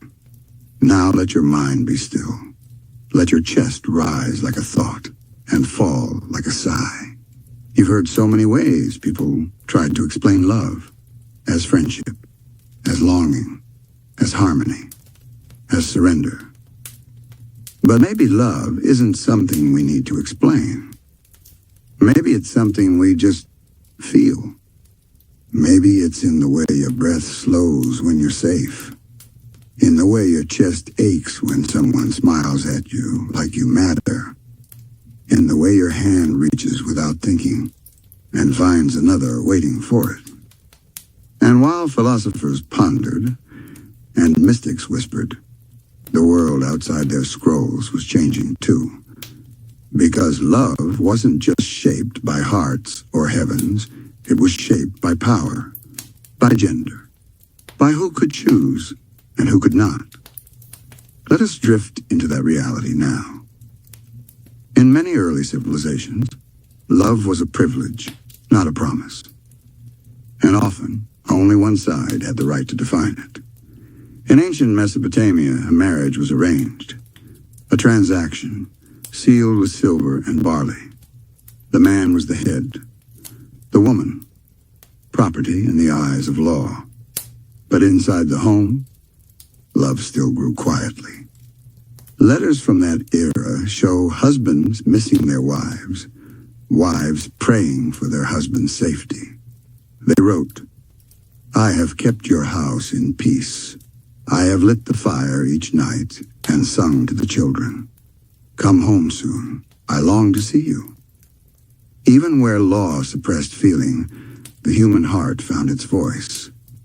In ancient Egypt, women had more power. They could own land, file for divorce, inherit wealth. Love was a choice more often than not. A papyrus fragment shows a young man writing to his beloved, "I pass by her street every day, though I have no reason, just to see if she smiles at me. Not arranged, not demanded, just desire soft and real." In Greece, marriage was expected. But love belonged to the poets. Men wrote about passion with women, but also with men. And often, women had no voice at all. Yet behind closed doors, women like Sappho wrote in hidden ink. She penned, "Your laughter, it pierces my chest. My skin grows cold when I see you." She was not a wife, but she was a lover, and her words still warm the page. Meanwhile, in India, the teachings of Dharma placed women under the care of men, first her father, then her husband, then her son. But the epics told a more nuanced tale. In the Mahabharata, Draupadi had 5 husbands, each devoted in a different way, and her voice was bold, powerful, commanding. She said, "I am not a thing to be gambled. I am fire, and fire is not owned." There, amidst the duty, love sometimes became equality. Let's now cross to China, where Confucian law placed harmony above desire. A woman's role was to serve. A man's role was to lead. And yet, in their poetry, soft rebellions lived. A lonely wife wrote, "Ah, I look out the window. The plum tree is blooming, but he is not home." She wasn't angry. She wasn't defiant. She was simply forgotten. And that silence, it was louder than any scream. In the early Hebrew world, women were central to home and faith. But their choices were limited. Still, stories of fierce love appeared. Rachel waited 7 years for Jacob, then 7 more, but she never doubted. And Ruth, after her husband's death, chose loyalty over comfort. She told her mother-in-law, "Where you go, I will go. Your people will be my people. Your God, my God." That was love beyond romance. That was love made of grit and grace. In Persia, women lived behind veils and screens, but the poetry of the time dreamed of their gaze. One poet wrote, "I have never seen your face, but your shadow on the curtain sets my soul on fire." And within palaces and harems, love stories bloomed like forbidden roses. Because even where women were hidden, their hearts were not. Now shift softly with me to Africa, where gender roles dance differently across tribes. Among the Yoruba, women were traders, priestesses, advisors. They chose their husbands. They led their homes. And though patriarchy existed, love was often a shared rhythm. A man would sing, "She wakes before the birds. She feeds my fire before her own. I call her home, and she calls me warrior." Here love was a partnership, written in sweat and soil. Across the ocean, in early indigenous America, gender was fluid in some tribes. Two-spirit individuals held sacred roles, bridging male and female, body and soul. Love there wasn't restricted by binary. It was spiritual, natural, and true. The Navajo believed in Hazo balance, beauty, harmony in all things, including love. And so the partners who chose each other were celebrated for their connection, not judged by their gender. Now breathe, because through all these cultures, one truth stays the same. The rules may have varied, the roles may have shifted, but the ache, the tenderness, the hope of being seen that was always there. Love was never truly about power, not in the quiet moments, not in the poems, not in the hands reaching in the dark. Even where choice was taken, even when roles were, harsh love bloomed anyway. It found its way in letters left beneath pillows, in lullabies sung to children, in food served with trembling hands. It existed, and it endured, just like now. Because even today, in our own imperfect world, love is still navigating rules, still pushing against expectation, still fighting to be free. But love always finds a way. And from here we begin to feel the shift of time. Empires will rise and fall. New religions will spread across continents. And love, always changing, will begin to wear new clothes, speak new names, and whisper even deeper truths. And as time turned its wheel, a new force began to shape love, one more powerful than law or empire. Faith. Not scattered among many gods, but centered on one. One creator, one source, one watcher of hearts. It began in the deserts and hills of the ancient Near East. Judaism brought with it a covenant, a sacred promise between humanity and the divine.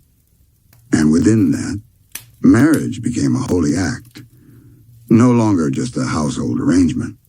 It became a symbol of God's relationship with his people. The Hebrew Bible described love not only in law, but in poetry. Place me like a seal upon your heart, for love is as strong as death. That was from the Song of Songs, a book so passionate, so full of kisses, longing, and whispered names, that some questioned why it belonged in Scripture, but they kept it.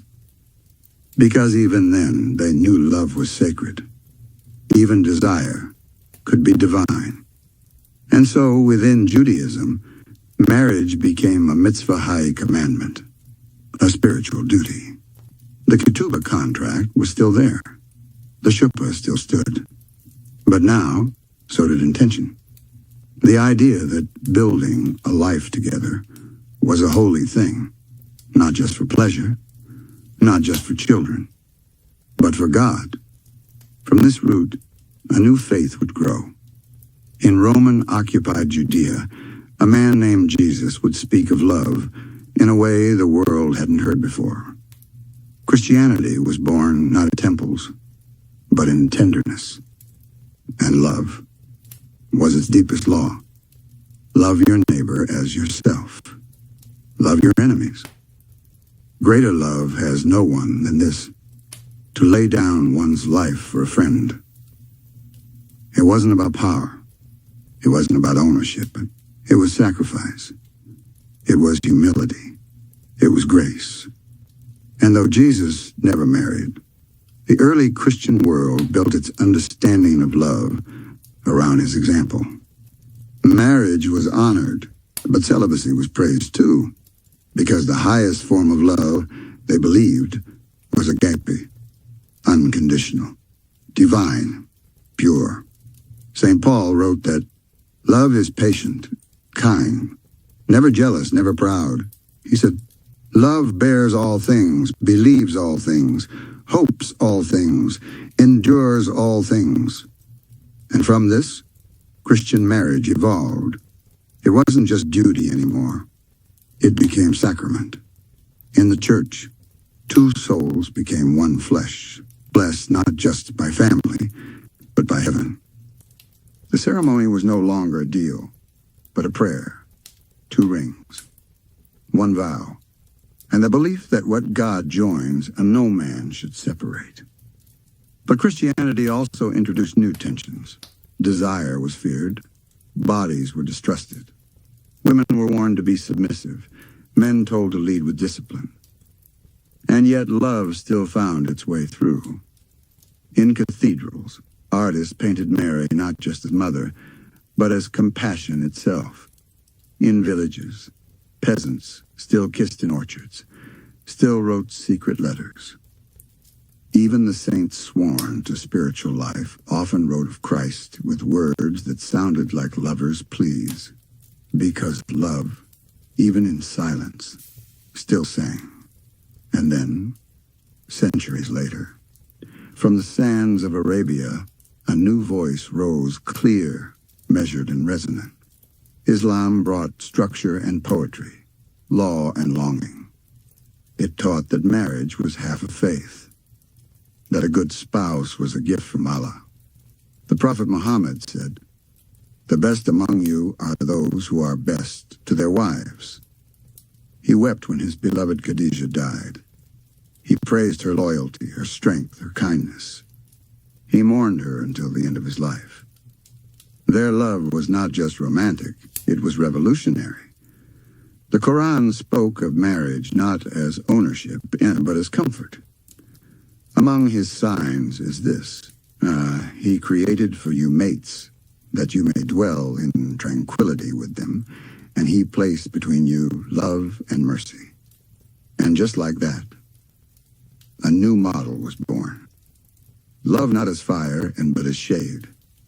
Not just passion, but peace. Still rules emerged. 4 wives were allowed, but only if justice could be done.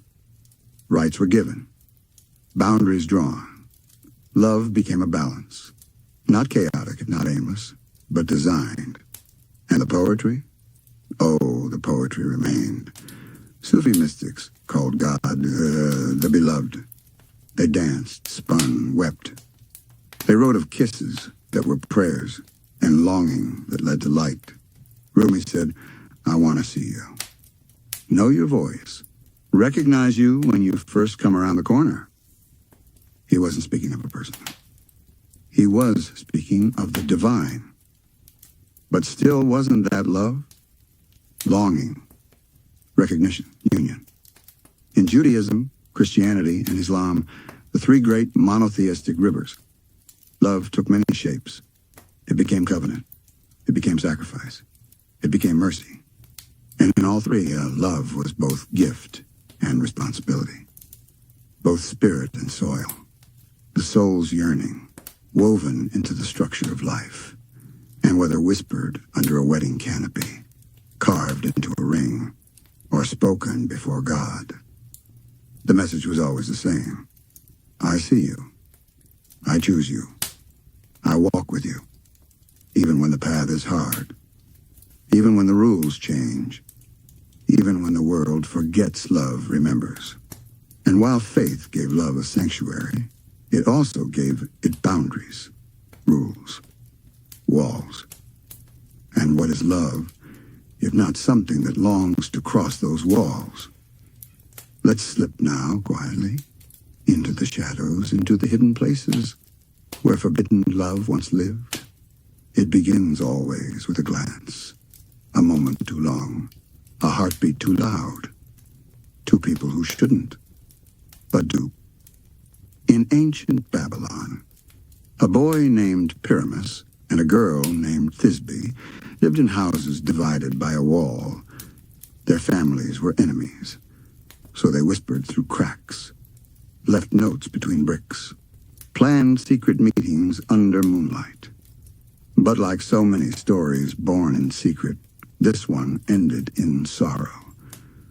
They arrived at their tryst on different nights. Each thought the other dead. So each chose not to live. Oh, their blood spilled beneath the tree where they once promised to kiss. And the gods, moved by their love, turned the white berries red. That tree still grows, and lovers still leave their names beneath it. In Rome, Emperor Claudius banned soldiers from marrying. He believed love made them weak. But a priest named Valentinus defied him. He married couples in secret, by candlelight, beneath stars no law could reach. He was arrested, executed. But before he died, he wrote a final note to a girl he loved. He signed it, from your Valentine.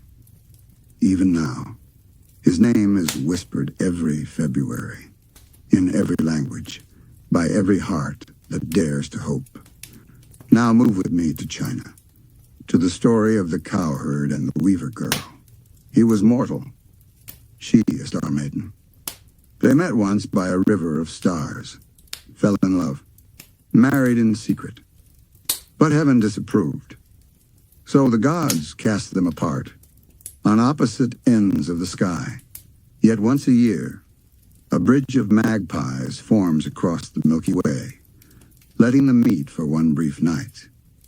The Chikshi festival still honors them. And when you look up, you'll find them two stars always reaching. Now let's visit Persia, where lovers bled ink across pages of ancient books. In Layla and Majnun, he loved her beyond reason, but her father forbade it. She was married to another. Majnun fled to the wilderness, wrote poetry in the sand. He lost his mind, but never lost his love. They say when he died, his body collapsed beside her grave. Two hearts that the world could not hold, but death could finally join. The poets wrote, I am in love with love, and love is in love with me.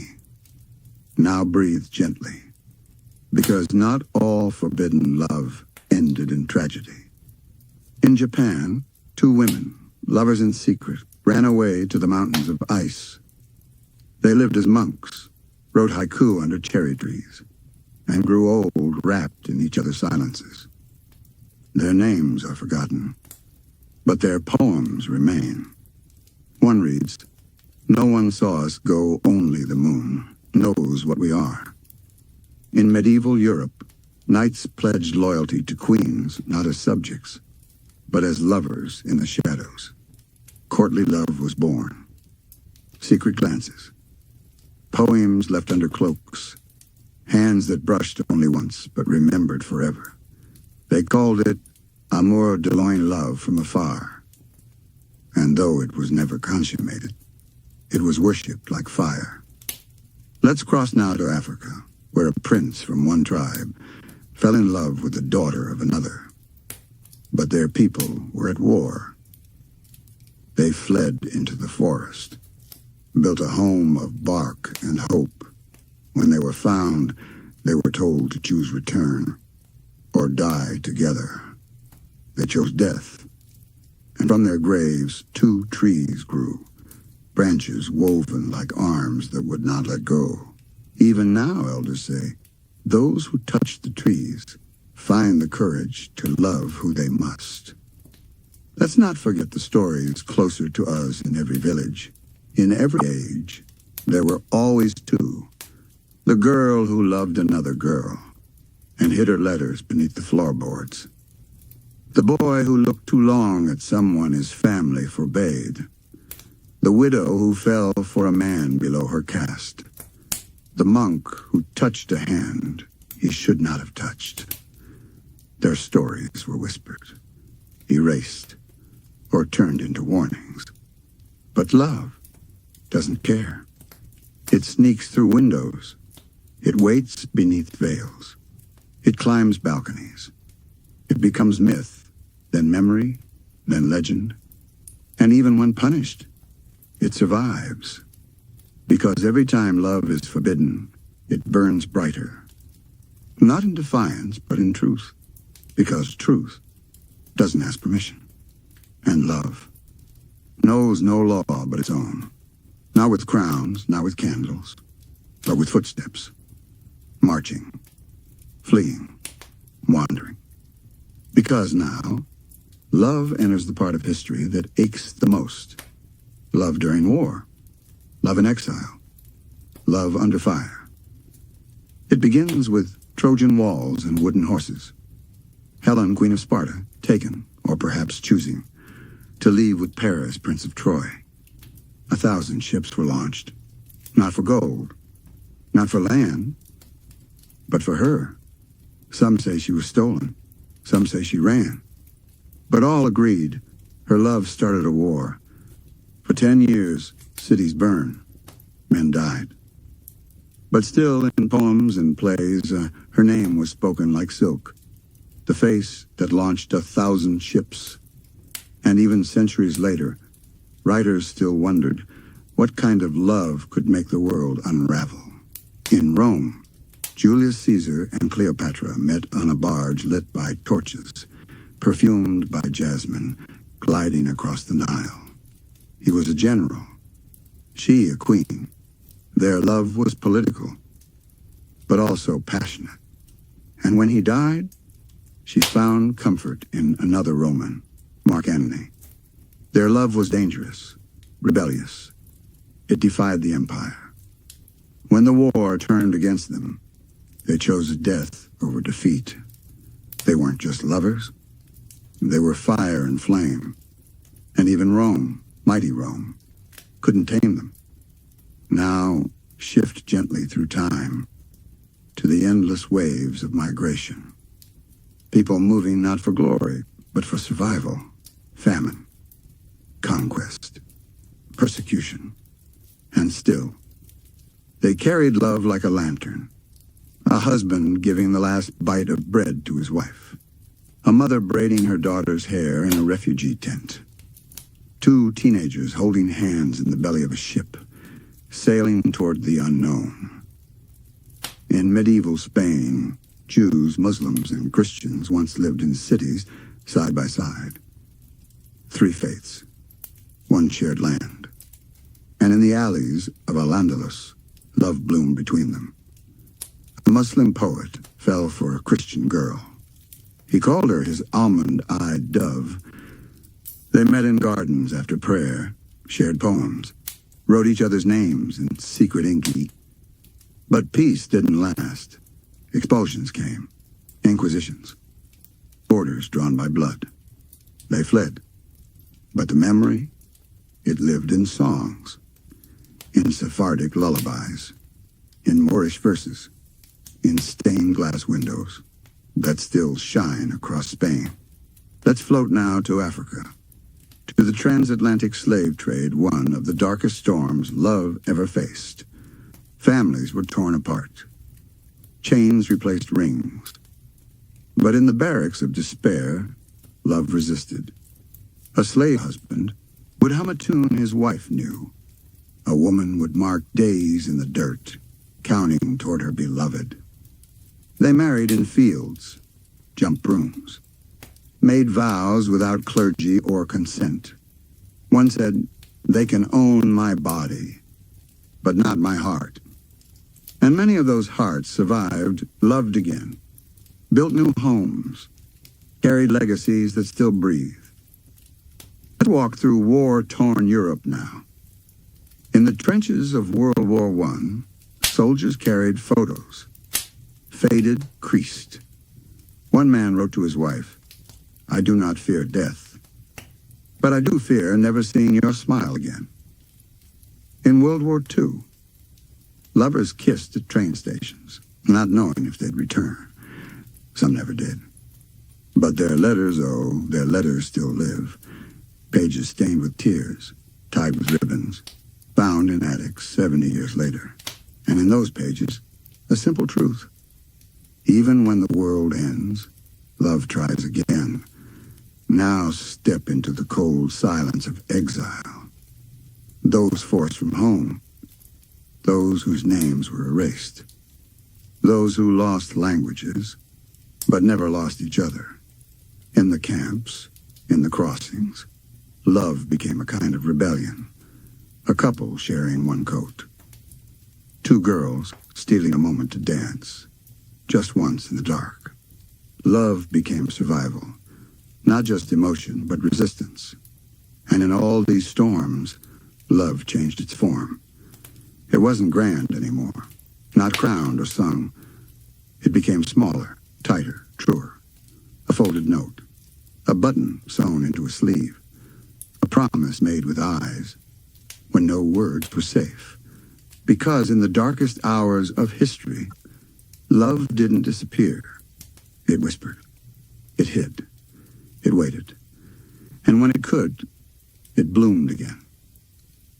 And so we arrive at the quiet edge of history, where ancient love begins to echo into modern time, where the gods have faded, but the longing remains, where hearts still chase something timeless, even in an age of speed, screens, and sound. Because love today, with all its hashtags and dating apps, is not as new as it seems. It's just wearing different clothes. Let's begin where we left off, in the aftermath of war, where hope returned like spring after a long frost. In the 1950s, soldiers came home. Nations rebuilt. And people craved stability, a house, a ring, a kiss on the forehead before work. It was the age of nuclear families, of love painted in black and white television, of dinner at 6 and weddings in white. But beneath the surface, desire pulsed, voices stirred. Women who had worked in factories didn't want to return to silence. And so, love began to shift again. In the 1960s, the world caught fire with freedom. Music throbbed with passion. Protests rose like waves. And people said, why not love who we want? Why not now? The sexual revolution exploded. And with it came a new kind of love, unapologetic, raw, free. But it wasn't lawless. It was searching for meaning, for authenticity, for something that felt like truth. It echoed the voices of ancient poets, the ache of Rumi, the longing of Sappho, the rebellion of Layla and Majnun. In 1970s America, same-sex love began to speak louder. The Stonewall riots became a heartbeat. And slowly, pride replaced shame. Couples once hidden stepped into light, not asking for approval, but declaring presence. Two men holding hands at a park bench. Two women kissing on a wedding altar. It wasn't new. It was ancient love, finally visible. Now let's float into the 1980s and 90 essay time of both joy and sorrow. The AIDS crisis tore through communities. Love became vigil. Care became courage. Partners became nurses. Friends became family. And through it all, they wrote, I loved him. I held him until his last breath. And I will carry his name for the rest of mine. Because that's what love does, it carries, even through fire. As we moved into the 21st century, the world went digital. Love became likes, swipes, messages that said, hey, are you awake? I can't stop thinking about you. Some say it cheapened love, but maybe it just changed the language.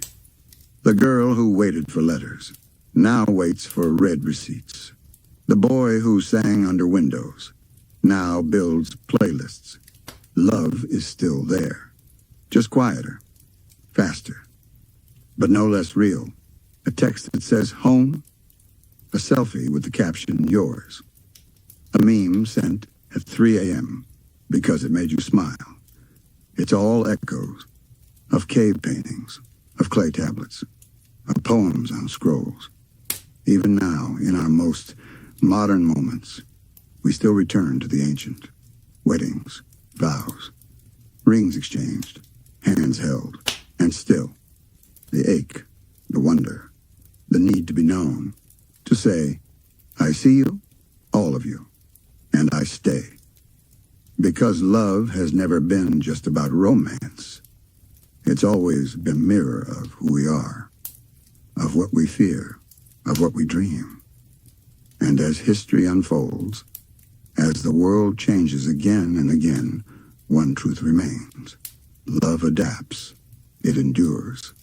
It evolves. But it never disappears. It hides in lullabies. It pulses through protest. It dances at weddings and funerals alike. It is older than pyramids, softer than starlight, and stronger than time. You carry it now, in your breath, in your heartbeat, in your memory of someone's smile. And as love moved through reality, it began to bloom in something else, not just in actions or unions, but in stories. In the myths, the legends, the fairy tales.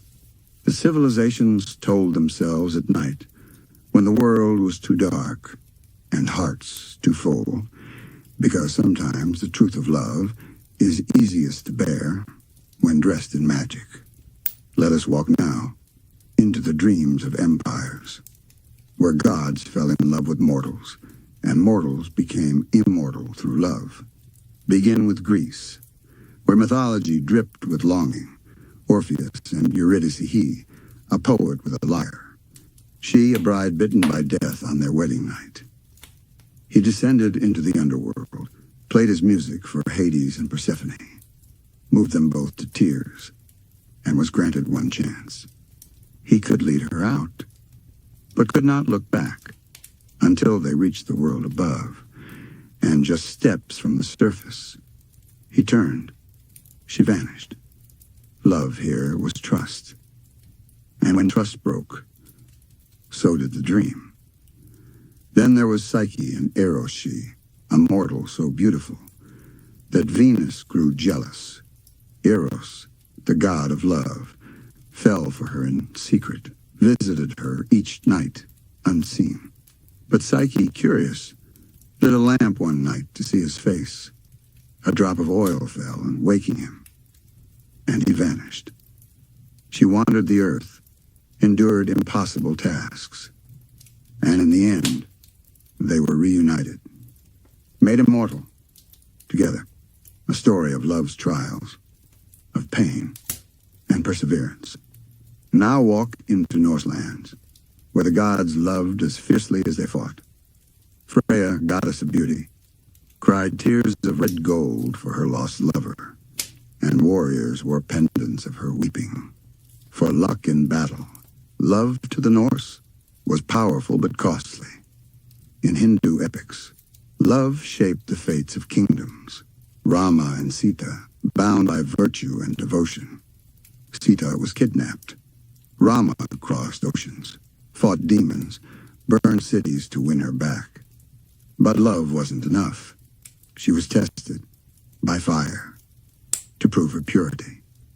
And though the gods blessed them, their story ended in exile and separation. Because in epics, love isn't always soft. Sometimes it's bound by duty, tighter than the heart can bear. In Japan, the tale of Genji told of a prince who loved many, but longed forever for one. A love full of shadows, of seasons passing like silk, of letters left in drawers, of sighs too late. Now to Arabia, to the world of Layla and Majnun, once again told now like a fable. A man who wandered the deserts, mad with longing. He never touched her, never kissed her. But his poems made their love eternal. Because in some cultures, to want was more powerful than to have. In Europe's, the Arthurian legends gave us Lancelot and Guinevere, a knight of the Round Table. She, queen and wife to King Arthur, their love forbidden, torrid, tragic. It fractured the realm, broke Camelot. A lesson that love, even when pure, can destroy when misaligned with duty. And yet, even then, poets sang their names. In China. The legend of the butterfly lovers told of Zhu Yingtai, a woman who dressed as a man to study, and Liang Shanbo, her classmate, unaware of her secret. They became best friends. He never guessed. When he learned the truth, he tried to marry her, but it was too late. She was already promised to another. He died of heartbreak. She, at his grave, threw herself in, and from the earth rose two butterflies, dancing together forever in the wind. Because when life denies love, myth gives it wings. Even fairy tales held more than magic. Beauty and the Beast was never just about curses. It asked, can we love what's ugly? Can the soul be enough when the face is not? Sleeping Beauty spoke of love as salvation. That one kiss, given with care, could wake someone from endless dark. But not all tales were soft. The Little Mermaid gave up her voice, her family, her world, for legs and a chance at love. But he married another. She died, turned to sea foam. A girl who chose love and lost herself. Because the lesson was this: love can lift, but it can also drown. Yet even in tragedy, these stories endured, because they reminded us that love is a force, a risk, a plunge. And maybe that's why we keep telling them. Not because they're perfect, but because they're true. True not in facts, but in feeling. The ache of being seen, the terror of losing, the hope of connection, even in impossible odds. Every culture had its myths, its lovers, its endings. But they all whispered the same question. What would you give for love? Power has always touched love. Sometimes it elevated it to legend. Sometimes it crushed it in silence. Royal marriages were rarely about hearts. They were about land, alliances, treaties, peace written in rings and sealed in flesh. But even inside these cold agreements, love sometimes bloomed like a wildflower through stone. Let's begin in ancient Egypt, where Cleopatra, queen of the Nile, was more than myth. She was brilliant, spoke 9 languages, ruled a divided kingdom. When Julius Caesar arrived, she rolled herself into a carpet, presented to him not as a gift, but as a force. She was 21. He was nearly 52. But their connection wasn't just lust. It was strategy, admiration, fire. Together they ruled, had a child, shaped empires. When Caesar died, she turned to Mark Antony. Their love scandalized Rome. Lavish feasts on boats, private nights under desert stars, coins minted with their faces side by side. But Rome saw it as betrayal. In the final war, when all was lost, they made a final vow. He died by his sword, she by asp's bite. And in death, they were buried together, 2 rulers, 2 hearts, defying a world that demanded they rule alone. Now to India, to a love so powerful it became stone. Shah Jahan, emperor of the Mughal Empire, fell deeply for Mumtaz Mahal. She was not his first wife, but his favorite, his friend, his advisor. They had 14 children. She traveled with him in war, listened in counsel, and when she died in childbirth, his world stopped. He mourned in white, stopped wearing jewels, slept apart from the court. Then he built her a tomb, not just a tomb of wonder, the Taj Mahal, white marble, inlaid with precious stones, symmetrical, perfect, soft as a dream. Every corner whispers devotion. Every echo holds her name. Not a palace of power, but of grief. A love so deep it outlived death, and still stands kissed by moonlight. Now to France, where Napoleon Bonaparte rose from soldier to emperor. But long before that, he met Josephine. She was older, a widow, elegant, witty, magnetic. He loved her fiercely. His letters burned with longing. I awake full of you. Your image and the memory of last night's intoxication have left no rest to my senses. He crowned himself emperor, then crowned her empress. But she could bear no heir, and France demanded succession. He divorced her, married another. But even then, he said, I will always love you. And on his deathbed, he whispered her name, because power ends.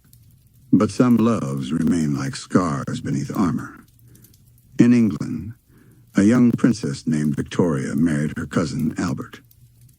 It was a match of strategy, but quickly became passion.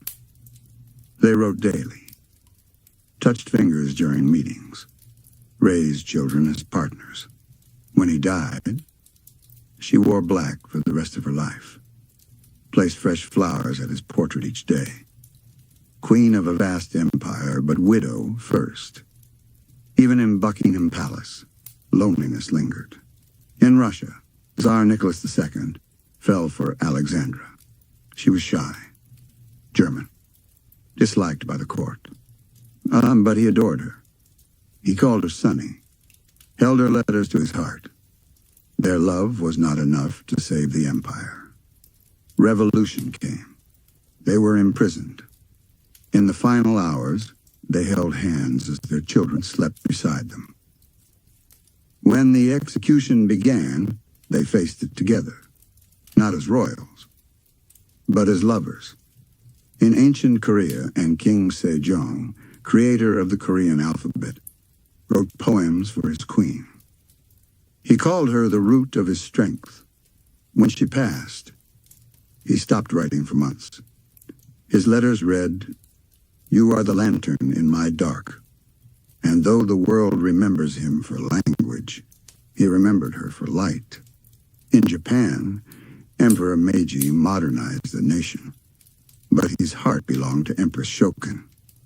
They walked together in gardens, planted trees side by side, shared tea as the world around them changed.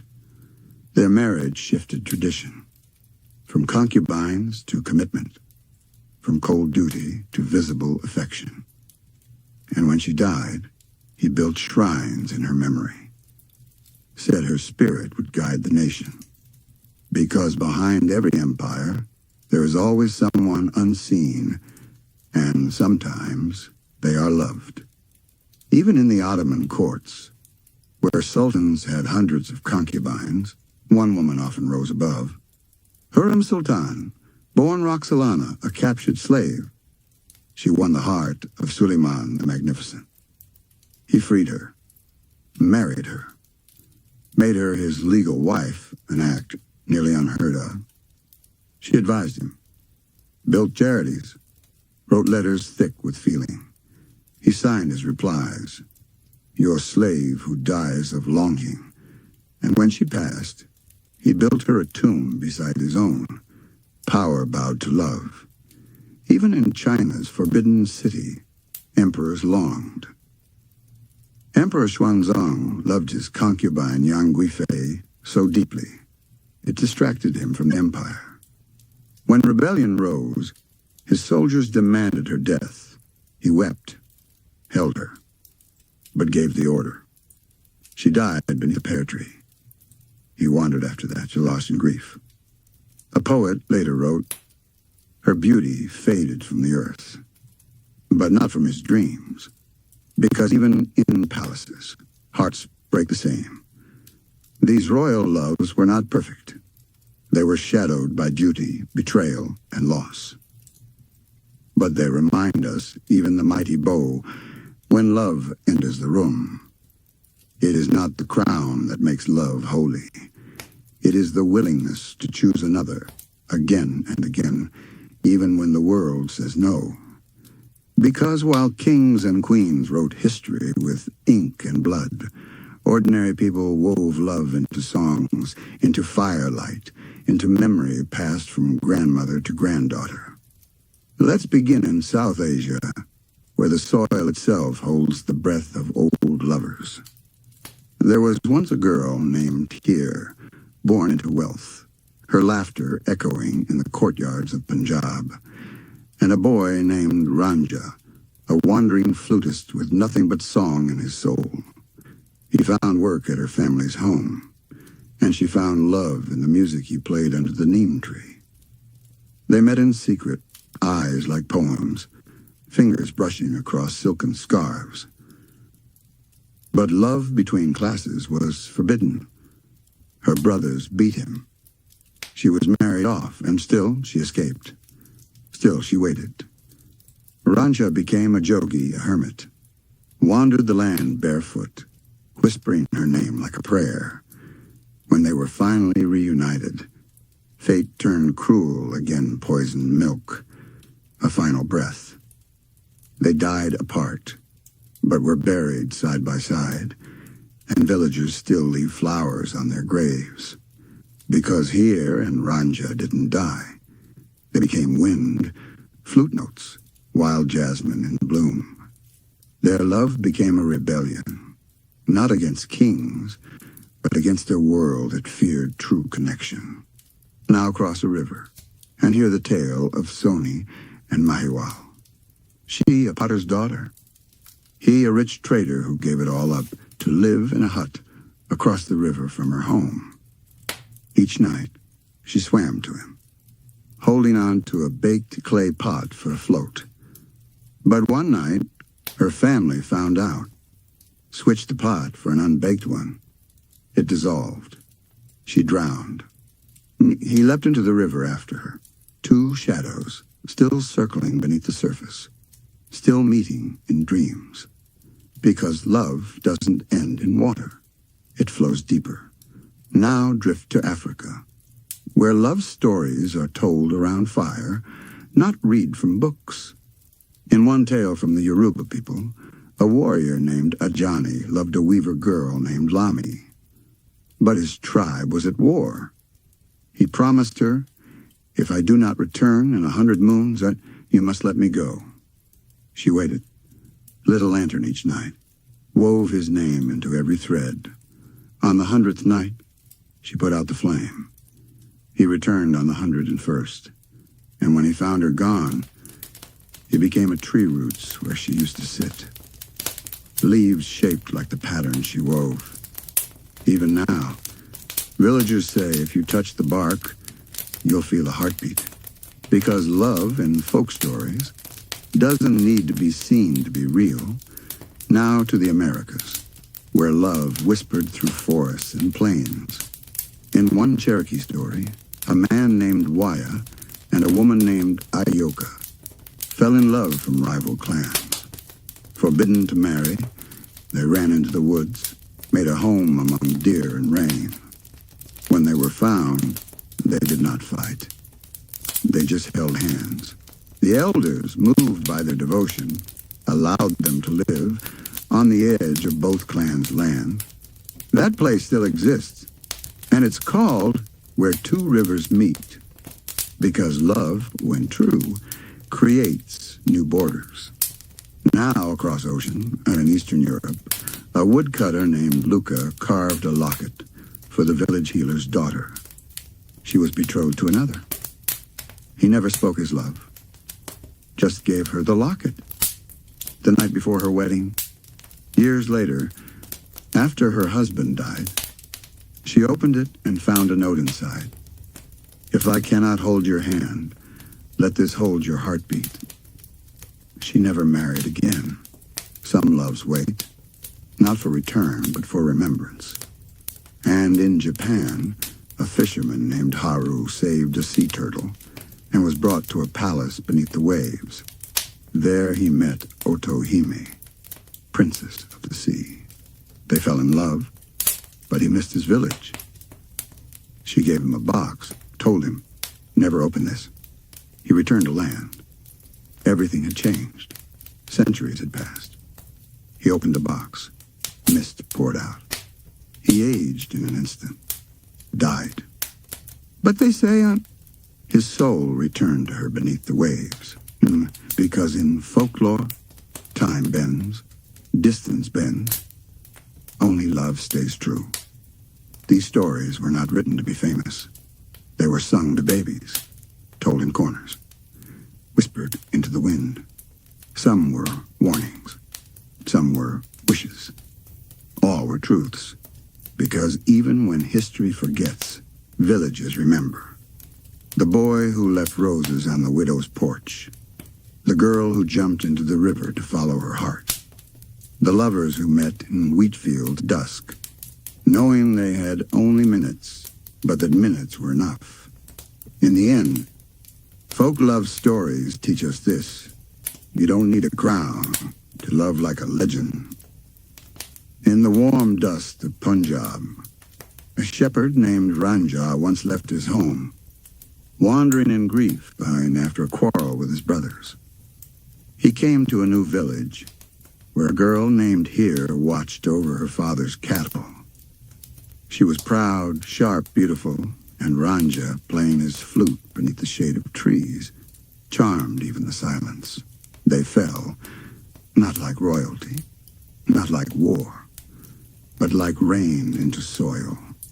They met in secret, whispered in the wheat fields, carried each other's names like prayers. But her family disapproved. They forced her to marry another. Ranja, broken, became a fakir, a wandering ascetic. Still he played his flute. Still she heard it. Years passed. He returned her. But just when reunion seemed possible, he was poisoned. She too died of heartbreak. They say their souls still meet whenever the wind sighs through tall grass. Their love was not crowned, but it was eternal. Now cross rivers into Sin, where the story of Soni and Mahiwal lives, like fragrance in the evening air. She a potter's daughter, he a trader from another land. They loved across rivers, both literal and forbidden. Each night, Soni would cross the Indus Valley floating on a baked clay pot, just to meet him. But when her family found out, they replaced her pot with unbaked clay. That night, the river took her. He dove in after, and neither returned. But the river still carries their names, and lovers still toss flowers into it. asking for safe crossings. In Kashmir, Habba Khatun was a poetess, born to the mountains. She wrote verses of longing, of rain, of saffron, of eyes like twilight. The king, Yusuf Shah, heard her sing and fell. They married. But politics tore them apart. He was exiled. She remained writing. Even today, her poems are sung by fires, not of queens or empires, but of the ache that comes when someone you love becomes memory. In Eastern Europe, two lovers, Marussia and Ivan, lived in a small Ukrainian village. War broke out. He went to fight. Promised to return. Each night she lit a candle in the window. But he never came. Still she waited. Even when her hair turned silver. Even when her knees grew weak. Even when her heart forgot everything but his name. When she died, they found his photograph beneath her pillow. And on her grave, someone had carved. She kept the light on. Longer than most live, and now south into Africa, where griots told stories to drums and stars. One tale tells of Kofi and a beanie. He, a poor farmer. She, a chieftain's daughter. Their tribes were rivals. But love does not listen to drums of war. They met in the forest, carved hearts into baobab bark. When caught, they were sentenced to be separated forever. So they ran, disappeared into the trees. Villagers say they became birds, two small ones always flying side by side. Even now, elders whisper, if you see two birds in the dusk sky, don't separate them. It could be Kofi and a beanie still fleeing. In Peru, a Quechua legend speaks of two stars, Inti and Killa. He was the sun, she the moon. They loved each other deeply, but could never meet. When he rose, she had to hide. When she shone, he had to sleep. But during eclipses, they kissed. And every time that happened, farmers stopped working. Children were hushed, because that moment, that celestial union was rare, sacred. Proof that even the universe longs. In Japan's countryside, there's the tale of a man who fell in love with a fox spirit. She became a woman to be with him, married him, bore his child. But one day he discovered her truth. She wept, vanished into mist. He searched for years, left food at forest shrines, wrote poems on stones. They say she still watches him from the shadows, protecting him, even after he broke her heart. Because some loves don't end.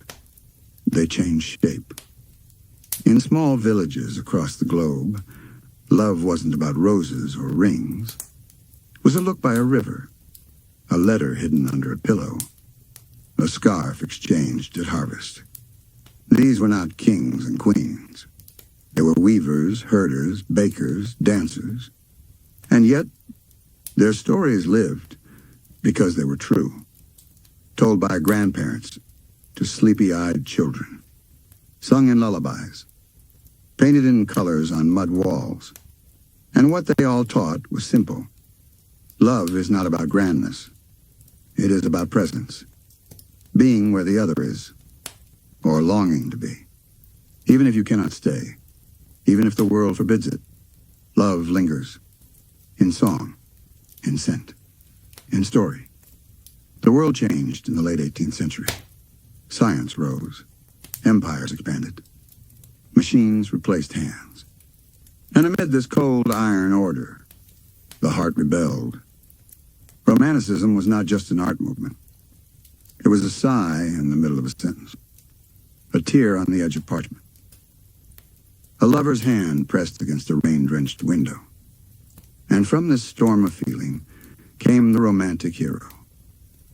He was often beautiful, but broken, passionate, but doomed. He did not win love. He suffered it. Let's begin with Goethe, a young German poet who wrote The Sorrows of Young Werther. In it, Werther falls in love with a woman named Charlotte. She is engaged, unavailable.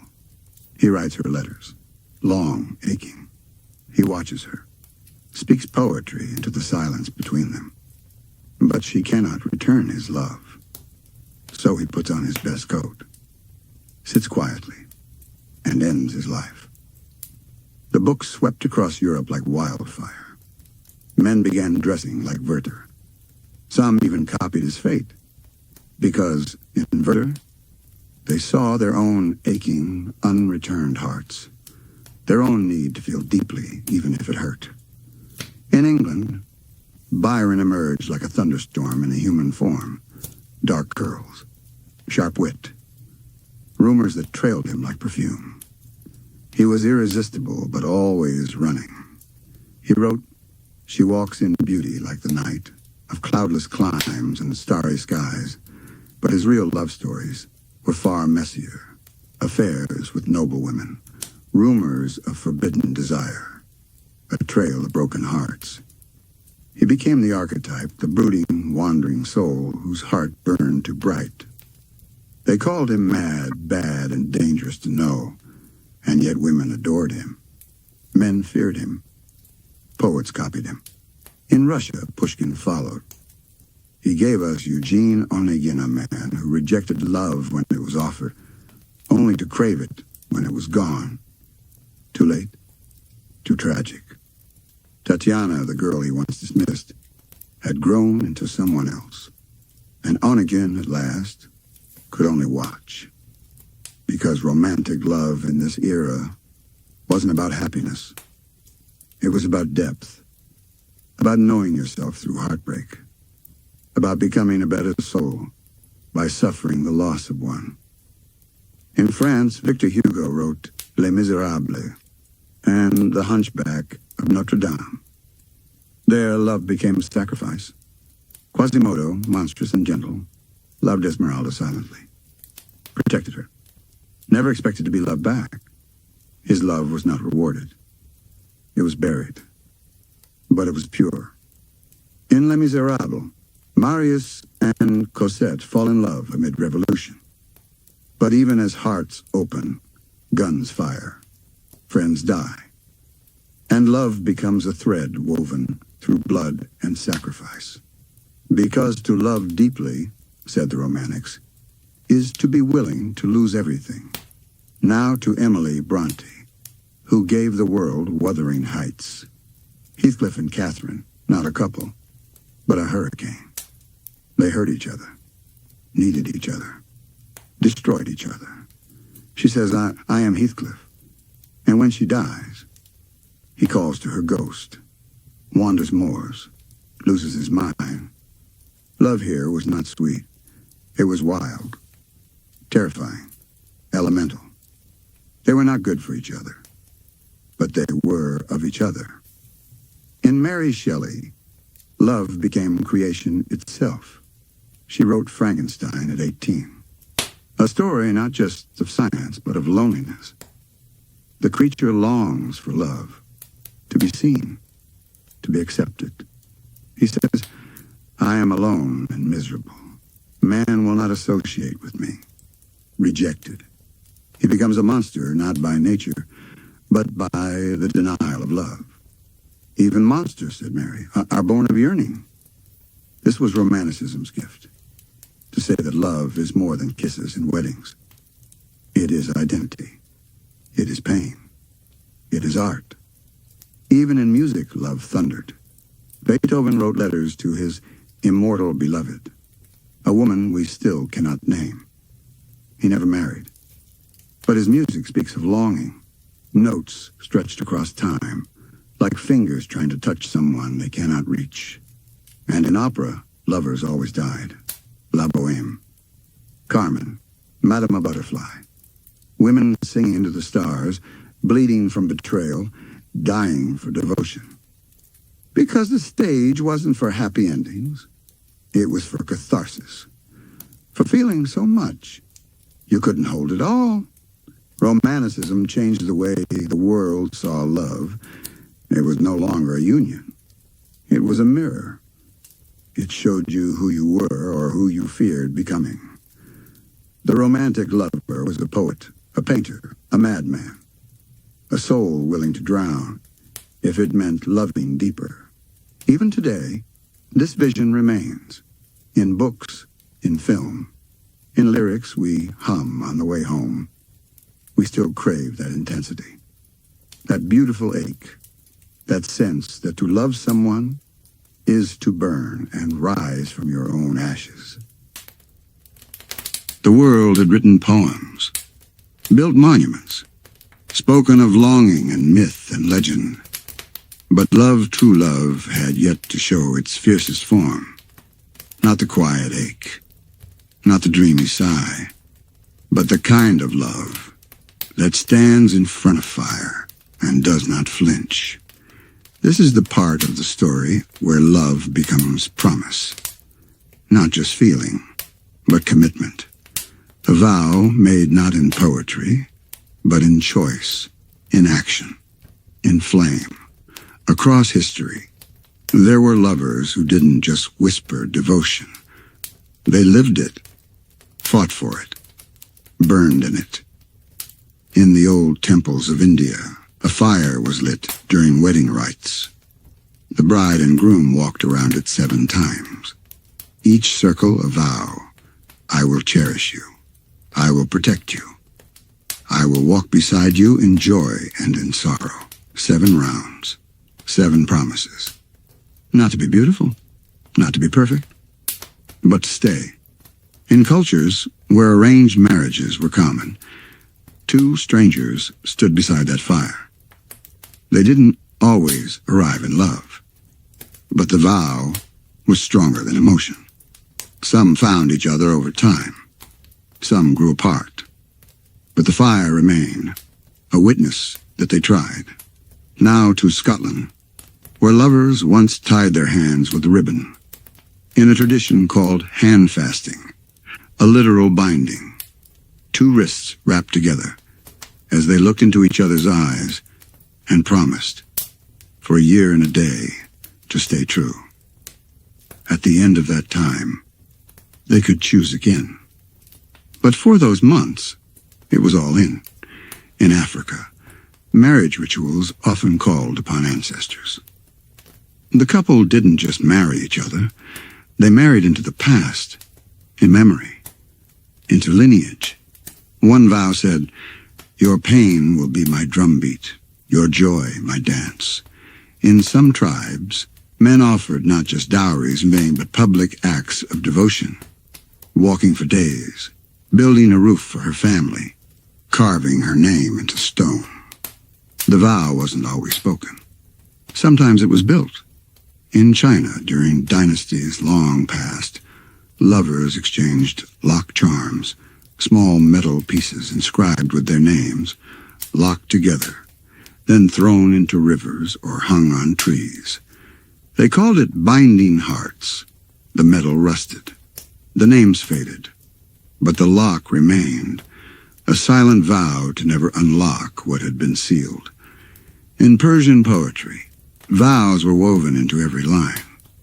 Rumi wrote, "The minute I heard my first love story, I started looking for you, not knowing how blind that was." Lovers don't finally meet somewhere. They're in each other all along. That was a vow, too, to recognize your beloved in everything, to stay connected even in absence. In Islamic tradition, marriage is a contract, nikah, 2 witnesses, a declaration, a mahr or gift given by the groom. But beneath the legality, it's a sacred vow, to be garments for one another, to shield, to comfort, to complete. The prophet himself would mend his wife's shoes. "Fetch water, kiss her forehead." He said, "The best of you is the one who is best to his wife." A vow is not always loud. Sometimes it is a basin of water, offered without asking. In medieval Europe, knights swore fealty not only to kings, but to ladies. A single glance could become a lifelong oath.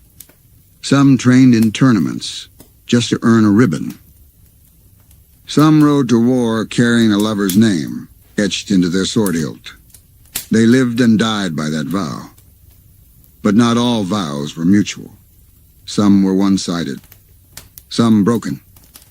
In Spain, there's a tale of a woman who waited by a coastal cliff for a sailor who never returned. Each morning she brought bread and wine.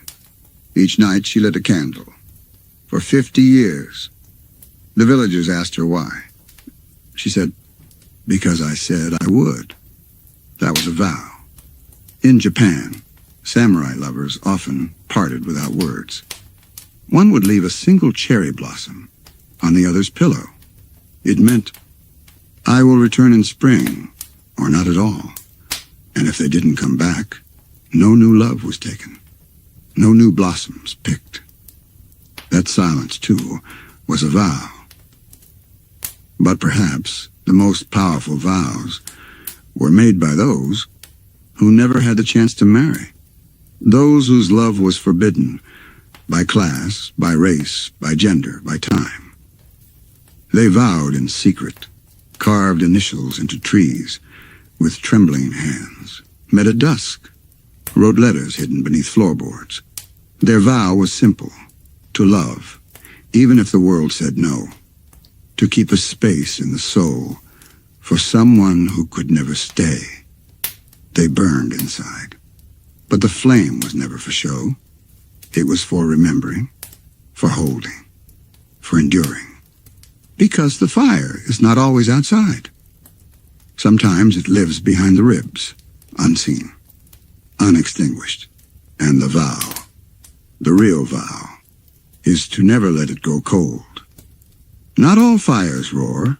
Some burn low, steady, warming a house through winters no one speaks about. Some vows aren't sung in temples, but whispered at hospital bedsides, or mouthed in dark kitchens, over cold tea and unpaid bills. These are the stories of endurance, of staying, of choosing again and again, even when nothing looks like a love story.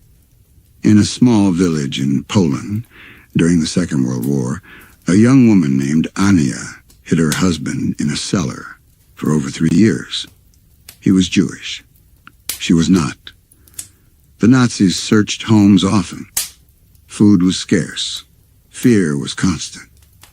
She never told soul, fed him from her own plate, sang to him through the floorboards, carried his letters in her dress.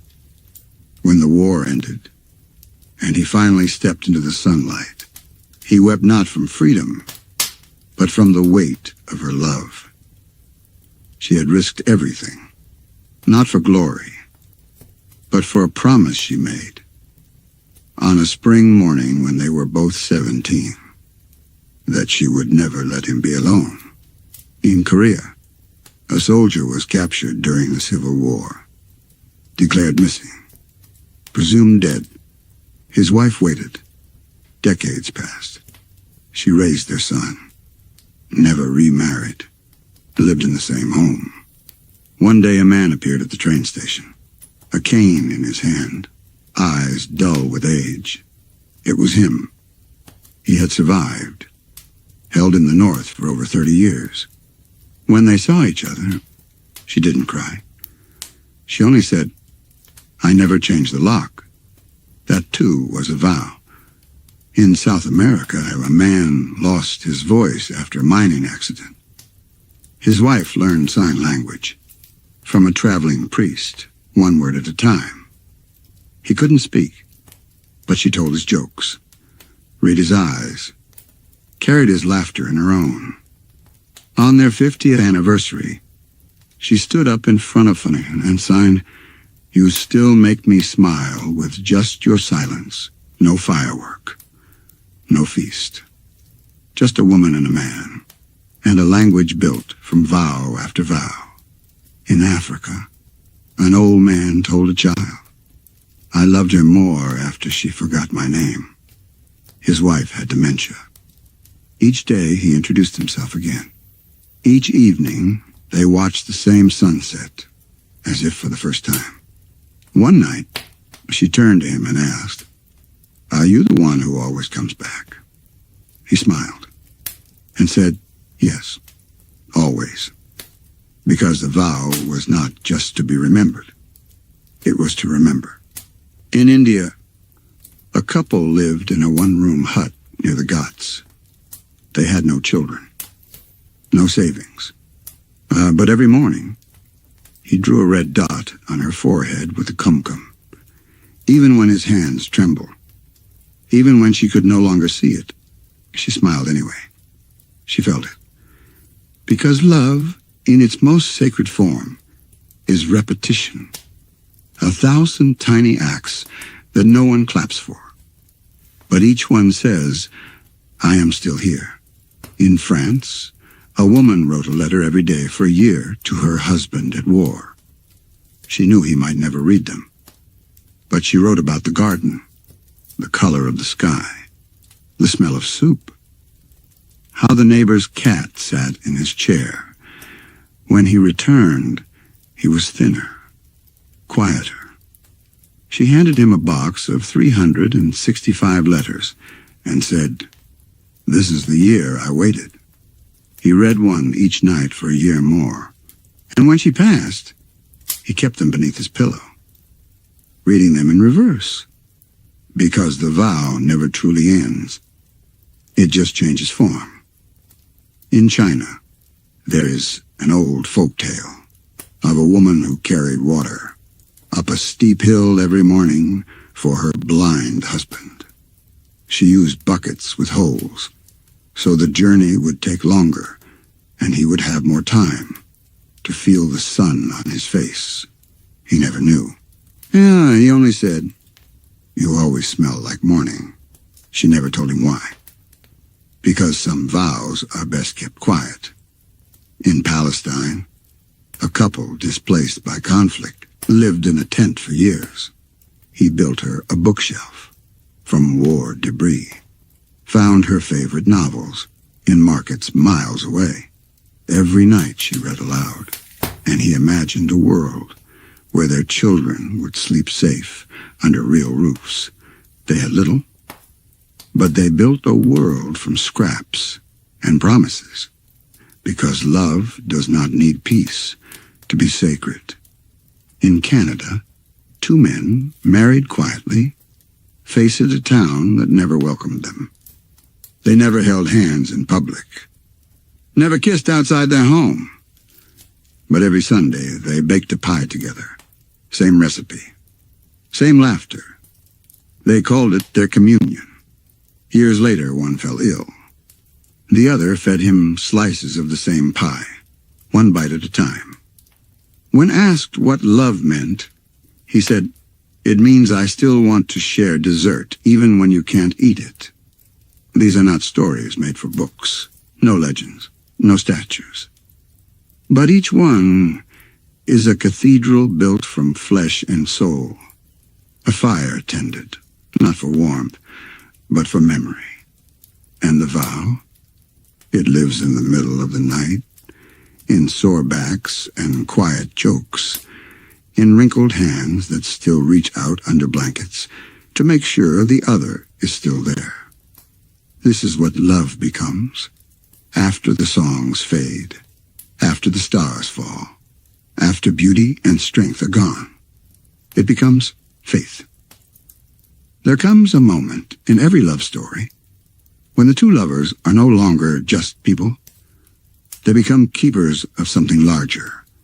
They carry not just each other, but generations, stories, a thread that runs through lives long after breath has left the lungs. This is the vow that outlives the body. In the mountains of Tibet, there is a belief that souls once bound in love will find one another again in the next life, and the next, and the next. Old monks whisper that 2 people can walk hundreds of lives just to meet for a single moment, a glance, a shared tea, a smile that makes no sense, but feels like home. because love isn't always meant for this lifetime.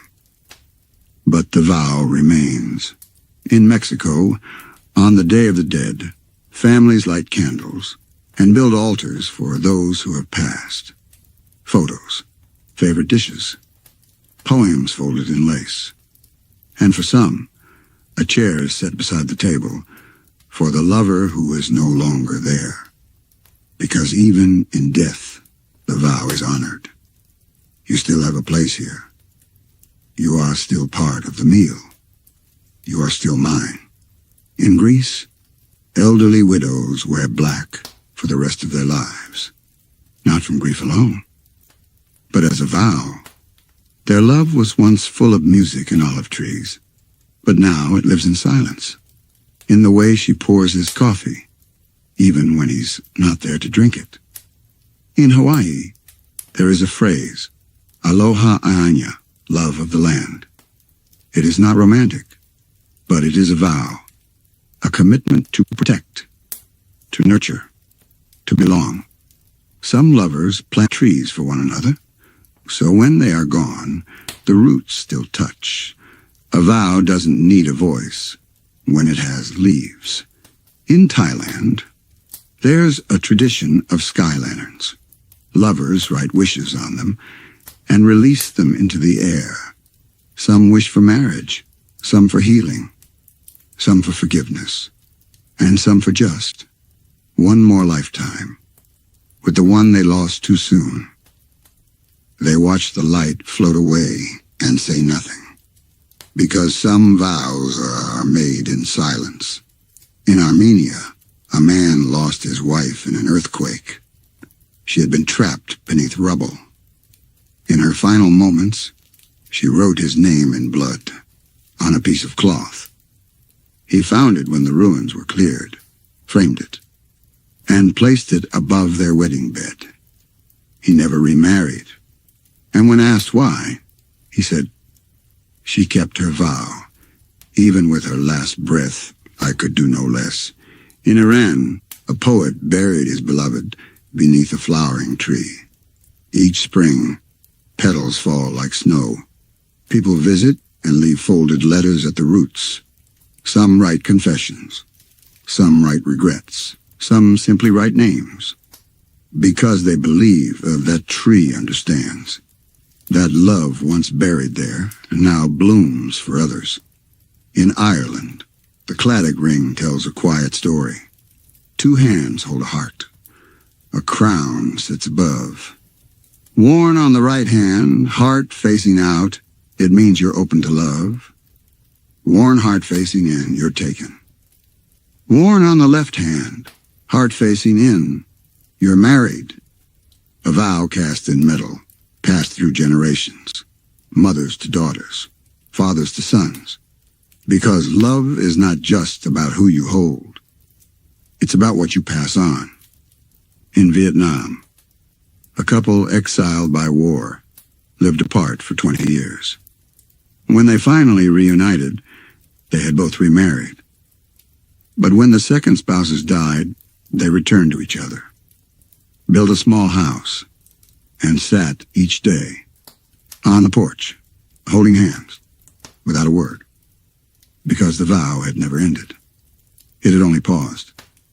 Some loves survive exile, time, silence, because they were never about proximity. They were about presence. In the Philippines, an old man visited his wife's grave every Sunday, not just to mourn, but to talk. He told her what he ate, what the neighbors said, what the priest wore. He laughed, cried, then sat still. And before leaving, he always placed a mango on the stone, their favorite fruit, cut and shared every morning for 57 years. Because love doesn't stop when a body does. It continues in ritual, in repetition, in the quiet keeping of old promises. In Cambodia, a woman lit incense every morning for the husband lost in genocide. She didn't know where his body lay, only that he once touched her cheek and said, "I'll come back in the wind." So every time the breeze passed through her window, she whispered, "I feel you." That was her vow, to remember, to believe. And in the Toraja people of Indonesia, they keep their dead in the house for weeks, sometimes months. They speak to them, dress them, feed them. Because goodbye is not sudden. It is sacred. It is a slow honoring of a love that cannot be rushed away. The vow here is not to let go too fast, not until you're ready. Love in its final and fiercest form becomes ritual. It becomes a garden tended by wrinkled hands, a bench polished by lonely hours, a photograph that never gathers dust. It becomes a vow whispered beyond the veil, because love, when it is real, when it is whole, doesn't ask for forever. It becomes it. Some fires burn quietly, but some set empires ablaze. Throughout history, there were lovers who stood in the face of law, of custom, of cruelty, and still said, "We choose each other, even if it costs us everything." In Rome, before laws allowed it, two men named Maximus and Calidus met in the Colosseum stables. One trained horses, the other cleaned weapons. They fell in love between saddles and shadows, shared bread, traced invisible poems on each other's backs by candlelight. They were never caught, but they were never free. Calidus once wrote on a hidden scrap of papyrus, "If we are born again, let me find you in sunlight, not in hiding." That was their vow, to carry each other through lives that couldn't carry them. In China, a legend tells of Pan Zhang and Wang Zhongxian, two scholars from the Han Dynasty. They loved each other openly, lived together, wrote poetry. Their community, against all odds, accepted them, called them affectionate brothers. When they died, they were buried side by side. From the grave, a tree grew its two trunks forever entwined. Some say it still stands, and that bird sings sweeter songs in its branches. Because love, once rooted in truth, grows beyond shame. In 19th century England, lesbian love lived in coded letters and stolen moments. Women married to men, but writing to women, as if breathing. Anne Lister, a landowner and scholar, kept detailed diaries in code. In them, she documented her love for Anne Walker. They considered themselves married, held hands behind closed doors, wrote vows no one heard. Anne Lister wrote, "I love and only love the fairer sex, and thus be loved by them. My heart revolts from any other love." She was bold. She wore black, walked with a cane, stared down the whispers, and still, she kissed Anne Walker's hands as if it were scripture. In India, during the colonial period, an upper-caste woman named Kamala fell in love with a Dalit man named Surya. Their families disowned them. Villagers cast stones, but they ran. They built a hut near the river, raised goats, grew vegetables, and held each other each night like a shield. Years later, their grandson would say they lost everything, but never lost each other. Their vow was not just between hearts, it was against centuries of hate. In Iran, a Christian girl and a Muslim boy shared glances in the bazaar, met behind tapestries, exchanged holy verses, each reading from the other's sacred book, as if to say, "I accept all of you." They could not marry. They could barely speak in public. But they promised one thing: we will never lie about love, even if we must live it in secret. They died without titles. But in their village, a tiny stone bench remains, where two sets of initials are carved side by side. In Brazil, a slave woman named Alzira was caught loving the plantation owner's son. She was punished, beaten, branded. He was sent to Europe. But before he left, he smuggled a letter to her. "I will return, not as your master, but as your husband." She kept that letter hidden in her hair, read it each day with her fingertips, and when freedom came, she waited. He never returned. But still she wore white every Sunday. Still she lit a candle each night, because her vow was not dependent on him. It was a promise to her own heart. In Russia, two poets, one Jewish, one Orthodox, fell in love during the reign of Stalin. They were watched, warned, but continued to write each other coded verses. They met once a month in the back pew of a church, where they said nothing, only sat, palms almost touching. He was later imprisoned. She was sent to a labor camp. When they both returned, 20 years older, they met in a train station. She said, "I knew you were alive because I kept writing, and my words still had heat. That heat, that fire, was their vow. In South Africa, under apartheid, a black woman and a white man risked prison just to be together. They couldn't marry. They couldn't live in the same neighborhood. But they wrote each other poems on matchbooks and tucked them into tree hollows. When the laws finally fell, they were already old. But they married anyway beneath the same tree. That tree is now known as the Witness. The locals still bring flowers to its roots, because love that defies law becomes legend. In Japan, samurai were often forbidden to love courtesans. But one named Takeru fell for a geisha named Hana. She would sing for him after curfew. He would leave tokens, a fan, a strand of silk, a cherry blossom. When he was ordered to marry someone else, he refused. He was stripped of his title. But he said, "A sword cannot protect me. If I abandon my heart," they left the city, lived by a lake, grew old.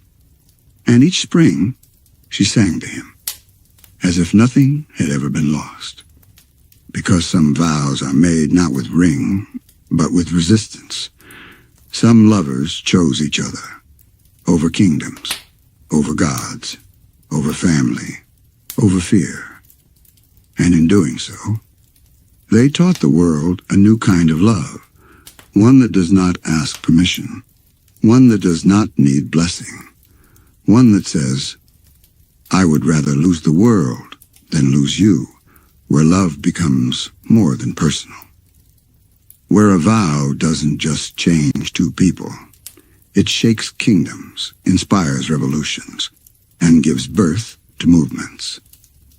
This is love as a force, not only intimate, but world-changing. There are moments in history when the bond between two hearts becomes a spark that lights up the world, where one kiss becomes a protest, where one embrace becomes a banner. This is the kind of love that doesn't whisper, it roars. In France, during the Revolution, amid guillotines and hunger, a couple named Lucien and Amy joined the rebellion. They were poor, young, a printer, she a laundress. But every night, after spreading pamphlets by torchlight, they would meet in the alley behind their building and share a piece of bread, a kiss, a plan. Their love wasn't about escape. It was about fight. They believed freedom was the only vow worth making. One night, Lucien was caught, tortured. He never gave her name. Not once. She survived. Published his last words, "My vow is in ink and fire. Let it burn." That pamphlet sparked a riot. Their love became rebellion. In Haiti, during the 1791 revolution, and a slave named Toussaint and a woman named Anacaona loved each other in secret, while planning uprisings in whispers. They passed messages and beads, braiding codes into her hair. Each braid was a vow, each twist a secret act of war. After freedom was won, they married beneath the same tree, where they'd once stood watch, with blades hidden under roots. In their eyes, marriage was not a ceremony, it was victory. In Pakistan, when the movement for independence rose, a teacher named Fatima and a journalist named Raza wrote love letters coded in poetry. She spoke at rallies. He hid printing presses in basements. They saw love not as distraction, but fuel. One night, the British raided their safe house. Fatima threw the press into a river. Raza was arrested. She walked to the prison each day just to let him see her face. When Pakistan was born, they finally married. Quietly. Under a torn flag. And a sky full of prayer. Because some vows build nations. In America, during the Civil Rights Movement, Martin Luther King Jr. and Coretta Scott King were more than husband and wife. She marched. She sang. She carried the fire while he carried the dream. When he was jailed, she took his place at protests. When he died, she carried his message as if it was still in his voice. Her vow was not just to him, but to the justice he loved. In South Africa, Nelson Mandela spent 27 years in prison. Winnie Mandela spent those years fighting. She faced exile, humiliation, endless surveillance. But she stayed. She said, "They think they imprisoned my husband, but they locked up only his body. His love still walks beside me." Even when their paths split, her vow remained freedom first, love always. In Argentina, during the Dirty War, a couple named Juan and Rosa sheltered missing people, hid them, fed them, smuggled them out. Their home was a haven, their marriage a revolution. They kissed quickly, always knowing it could be their last. But each time, they said the same thing. If we die, let it be holding hands. They didn't die. But their story inspired others. Their vow became legend. In Philippines, during the Marcos dictatorships, a student named Lyra and a soldier named Elias fell in love across enemy lines. He gave her maps. She gave him truth. They met in the ruins of a burned library, swore not to run, but to stand. He defected, joined her cause. They married after the fall of the regime, under a flag stitched from protest banners. Love, they said, is not soft. It is the sharpest tool in the fight for dignity. In Greece, during Nazi occupation, 2 teenage lovers ran an underground resistance. He painted walls with anti-fascist slogans. She delivered stolen supplies. They used candlelight to write each other poems. That doubled as instructions. Their vow wasn't romantic, it was tactical. They made love under gunfire, promised to never leave the other behind. When they were finally arrested, she screamed his name so loudly that her voice echoed for blocks. The neighbors remember, the city remembers, because their love refused to go quietly. In Kurdistan, where oppression silences names, 2 women led a secret school. They taught children to write their own language, their own songs. They were lovers, but never said it aloud. Still, the children say, you could see it in the way they stood beside each other, in the way one would nod, and the other would smile without looking. One night, the school was burned. They built another, brick by brick. When asked why, they said, We were never just building walls. We were keeping a vow, because sometimes the fiercest kind of love doesn't shout. It resists. It chooses, again and again, to fight for what the world says cannot be. These stories teach us that love is not only for candlelight and silk. It is for blood and dirt, for ink and chains, for guns and silence and aching courage. And in every vow made through revolution, there is a message passed to us. Love is not weak. It is the fire that refuses to die. This is where the fire softens, where the vows have been tested, fulfilled, and weathered, where love is no longer a spark, but an eternal ember, quietly glowing in the ashes of time.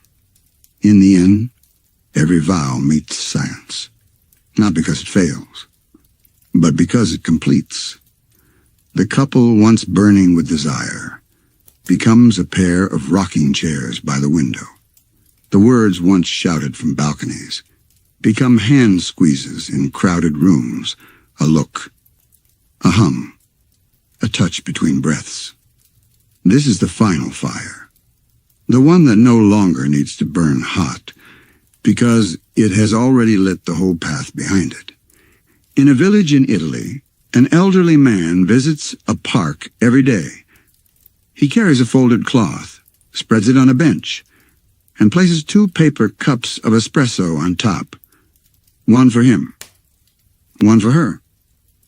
She passed away 5 years ago. But he says it would feel rude to drink alone. After 60 years of mornings together, he sits. He drinks. He smiles at the pigeons. That ritual is a vow. It says, you're still here, even if you're not.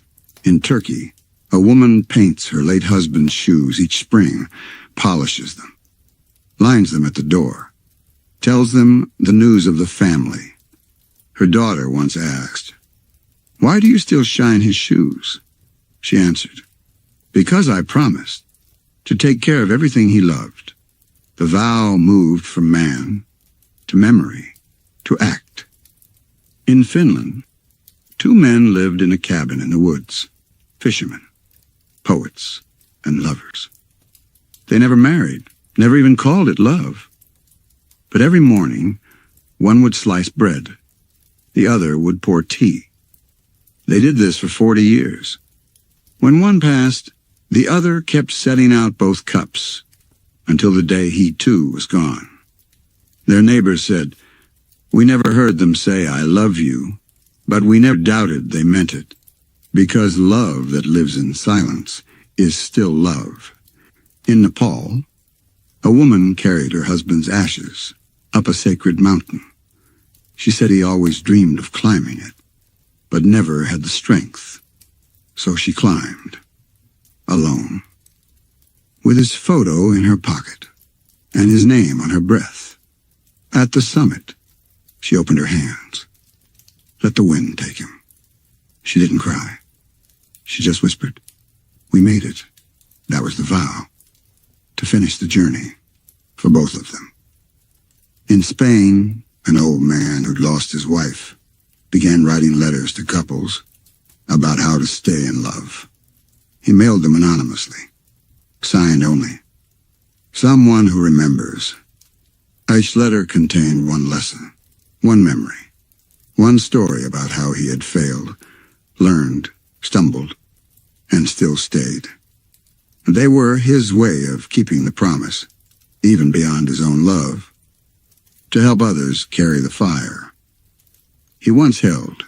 In Japan, a couple in the 90s went viral for always dressing alike, matching kimonos, matching scarves, matching umbrellas. People asked them why. The wife answered, "Because when he dies, I want to wear something that still smells like us." That's a vow, too. To leave behind a scent, a style, a rhythm. In Ireland, a man visited the cliffs of Moher each anniversary to release one paper crane into the wind. He said each one was a wish for the life he and his wife lived. She loved birds. He loved her. And now the sky is filled with the memory of their love in flight. In Egypt, a woman planted jasmine all across her roof because her husband once said it reminded him of their wedding night. He's gone now, but the roof is a garden, the air always sweet, each blossom a living vow. To the night he said, "You smell like forever," in South Korea. A man who had Alzheimer's forgot everything, his name, his home, even his reflection. But each time his wife entered the room, he smiled long. The nurse once asked, "Do you remember her?" He replied, "No. But I know I love her. That is the deepest kind of vow. The one memory cannot hold, but the soul never forgets. Because when the fire fades, when the body forgets, when the hands can no longer hold, the vow remains, in gestures, in gardens, in wind, in old shoes, in songs sung only to the stars. Some fires are made to blaze, to light wars, to fight injustice. But this fire, this last fire, it is the fire you fall asleep beside. The one that keeps the night from freezing, the one that warms the bones and softens the silence. And even when the two who made the vow are gone, even when time has carried their names away, that fire remains, glowing quietly. In all who still believe in love that endures, that forgives, that remembers, that promises, not just for now, but for always. In the oldest cave paintings ever found, there are no words, no rings, no altars, just images of two hands touching, two bodies leaning in, two souls drawn in ochre and ash, with nothing to say, but "I see you." Long before civilization was built, love was already here, raw, wordless, alive. And it came in many faces. In ancient Mesopotamia, love was sacred, wild, and full of power. The Sumerians spoke of Inanna, goddess of love and war. Her lovers were mortals, kings, even gods. She danced through fields, demanding passion, demanding worship. In the song of Inanna and Dumuzi, she seduced her shepherd lover with poetry, so tender and fierce it would make even the moon blush. She whispered, "My sweet honey man, my shepherd, I will lie with you in fields of milk and honey." Their love was not private. It was public. Celebrated in festivals. Acted out in temples. Because for them, love was not hidden. It was divine theater. In ancient Egypt, love was a bond of the soul, and the afterlife held it tenderly. Husbands and wives were often buried side by side, their tombs filled with carved poems like, "My heart follows you still, through the fields of reeds and the rivers of stars." But it wasn't just about marriage. Poetry written on scraps of papyrus reveals secret crushes, unspoken longing, and gentle flirtation. One scribe wrote, "If only I were her laundryman, that I might touch the linen on her skin." Another prayed to Hathor, begging for courage to speak to the girl by the lotus pond, because even then, the heart trembled before love. In Greece, love was not one thing. It had many names, many forms. There was eros, desire, fire, the ache that lives in the bones. Philia, the love between friends, comrades, souls that walk beside each other. Agape, unconditional love, the kind that asks for nothing but gives everything. Storge, the tender love of parent and child. And Xenia, love through hospitality, kindness to strangers. The Greeks knew no one word could hold what love truly is. Plato once wrote of platonic love, not as cold or distant, but as love that seeks truth. Two souls ascending toward beauty, through each other. He described lovers not as halves of a pair, but as two souls who once were whole, split by the gods, now searching across lifetimes to find their other again. That longing, that ache we can't explain. The Greeks called it memory of the other half. In Sparta, love between soldiers was not only allowed, it was encouraged. They believed that warriors who loved each other would fight more fiercely, protect each other more loyally.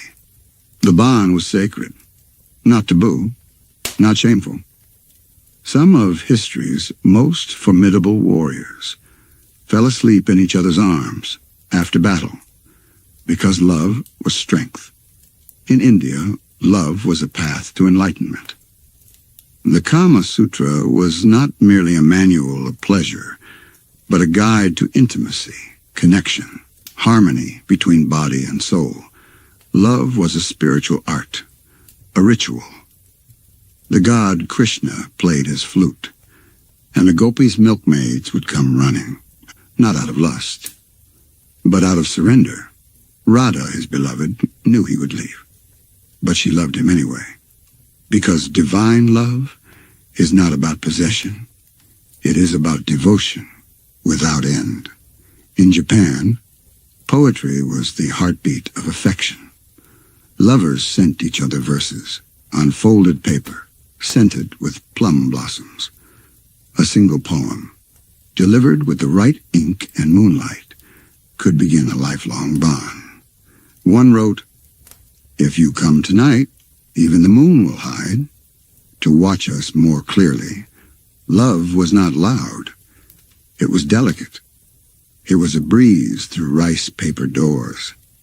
In China, the love between friends, between students and teachers, was often deeper than blood. The concept of jiayin, a friend who understands the music of your soul, was sacred. The story goes, a musician played his guqin by a stream. A stranger passed by and wept, saying, "I hear the mountain in your song." They became lifelong companions.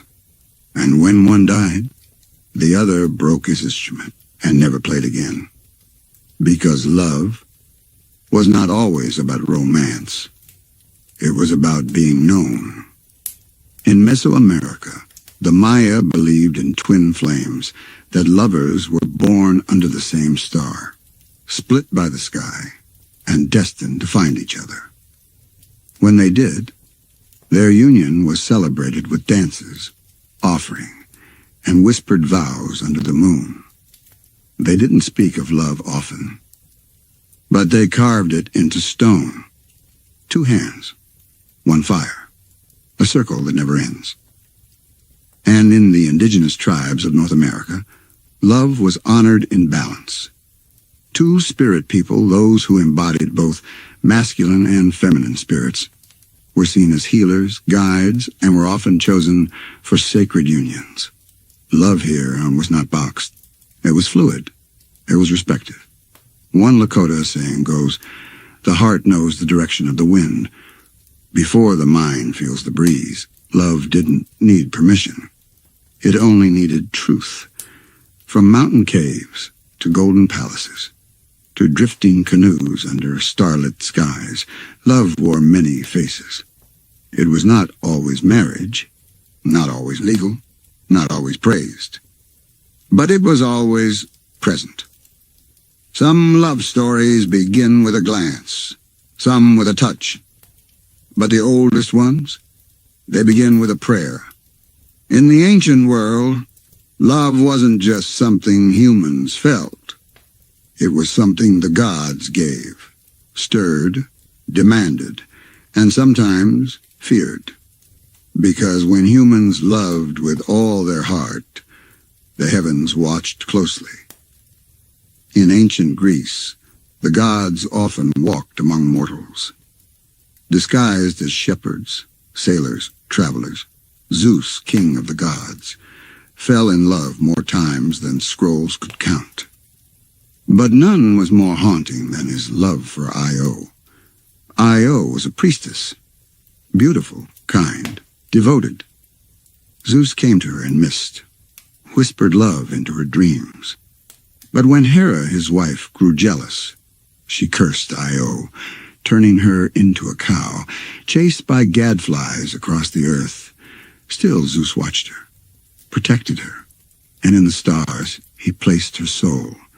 We call it the constellation of Io, because even when love is punished, the gods remember.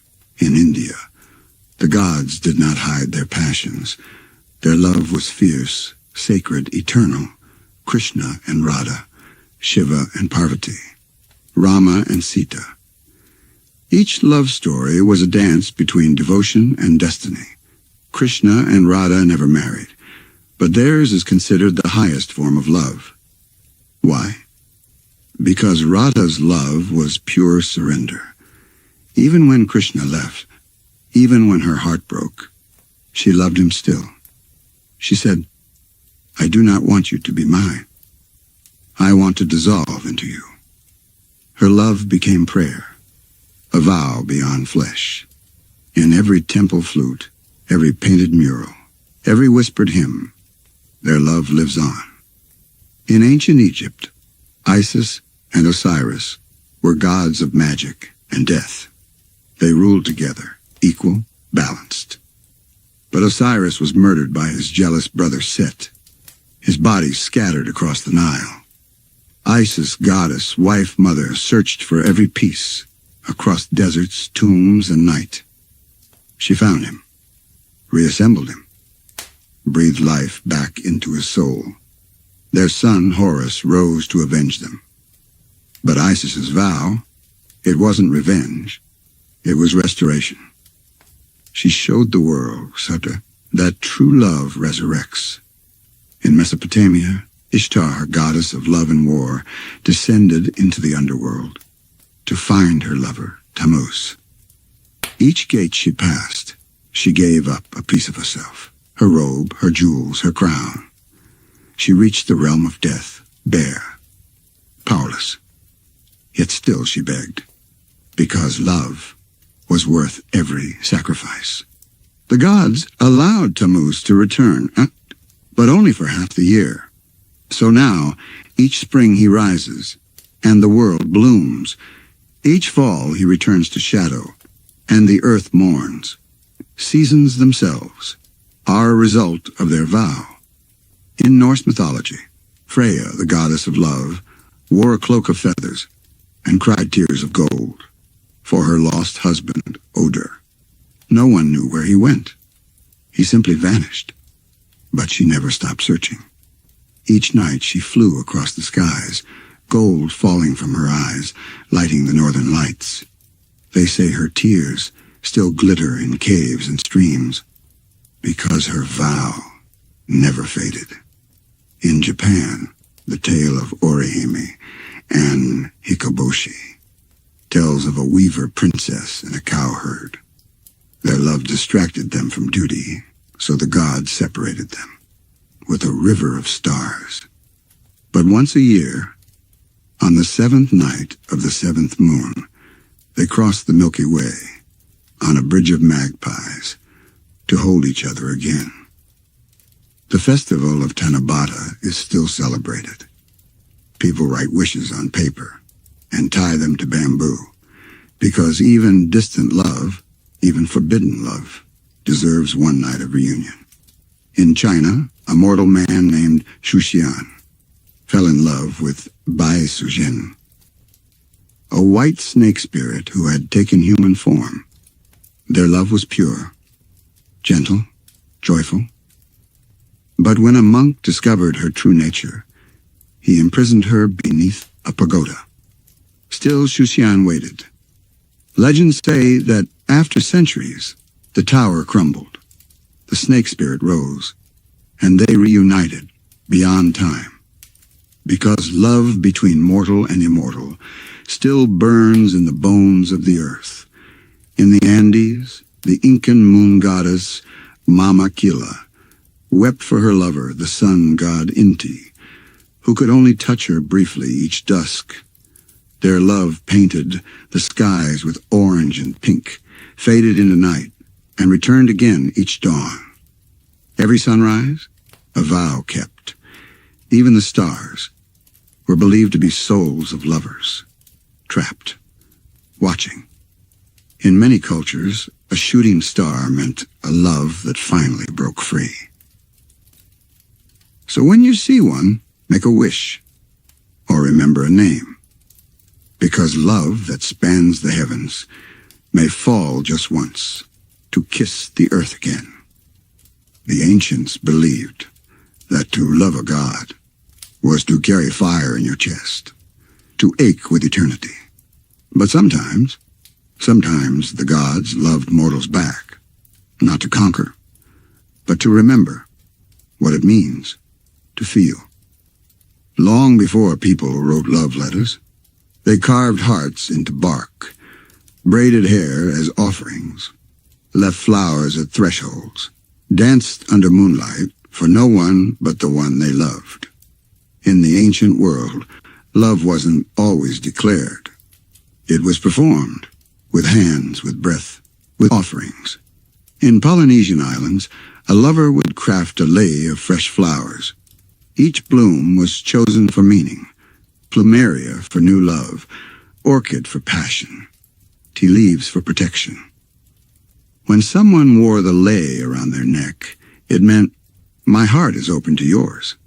If they wore it on their head, it meant, I see you, I honor you, I already belong. In ancient Arabia before Islam, Bedouin poets recited verses of longing across desert winds. They believed that when love could not be spoken, it could still be sung. One such poet, Kays, fell deeply for a girl named Layla. He wrote poems for her in secret, sang them under stars. But when their tribes forbade the union, he wandered the desert, mad with love. They called him Majnun, the possessed one. Even now, people speak of Layla and Majnun as a love so pure, it could never live in this world. And so it became immortal in verse. In ancient Persia, lovers exchanged silken scarves, fringed with gold thread. The scarves weren't just gifts. They carried scent, sandalwood, rosewater, jasmine. To wear one was to carry someone's essence wrapped around your throat. Sometimes a lover would knot the scarf tightly. That meant, I miss you. Come find me. In Africa, among the Yoruba people, young lovers offered carved wooden combs, symbols of care, of protection, of intimacy. To run a comb through someone's hair was a ritual, a declaration. It said, I see your soul through every strand. In the Andes, Quechua-speaking lovers didn't write poems.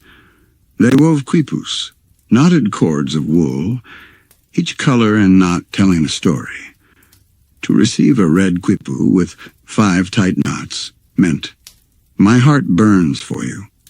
A blue strand with loose knots, I dream of you, but cannot reach you. They wore these under their clothing, carried them in pouches, their secrets tied with love and thread. In Greece, musicians wrote entire songs. For a single gaze, a lyre was as good as a vow. There was one song, played for centuries in roads, that ended with the lines, if I am wind, you are the sea, and I will always return to crash upon your shore. That melody, they say, still echoes in waves.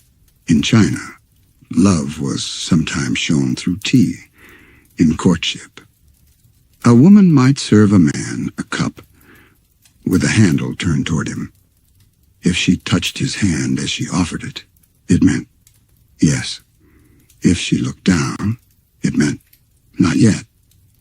And if she added honey without him asking, it meant you already belong to me. In Japan, lovers left messages on fans. A closed fan was a secret. An open one, an invitation. On the silk, they painted clouds, cranes, mountains, each symbol more powerful than words. One fan, found centuries later, held a single image. Two cranes flying in opposite directions, tied together by a red ribbon. No signature. Just love. In indigenous Australia, the Yolngu people use songlines, sacred musical paths through the land, to connect hearts. A man might sing a woman's name into the earth, and she, hearing it, would sing back. Their love traveled through land, through rock, through sky. No paper, no fire, just frequency. In Italy, long before Shakespeare, young villagers carved messages into olives. Yes, olives. They would split a fruit, carve initials or symbols into its pit, then dry it, string it, and gift it like a rosary.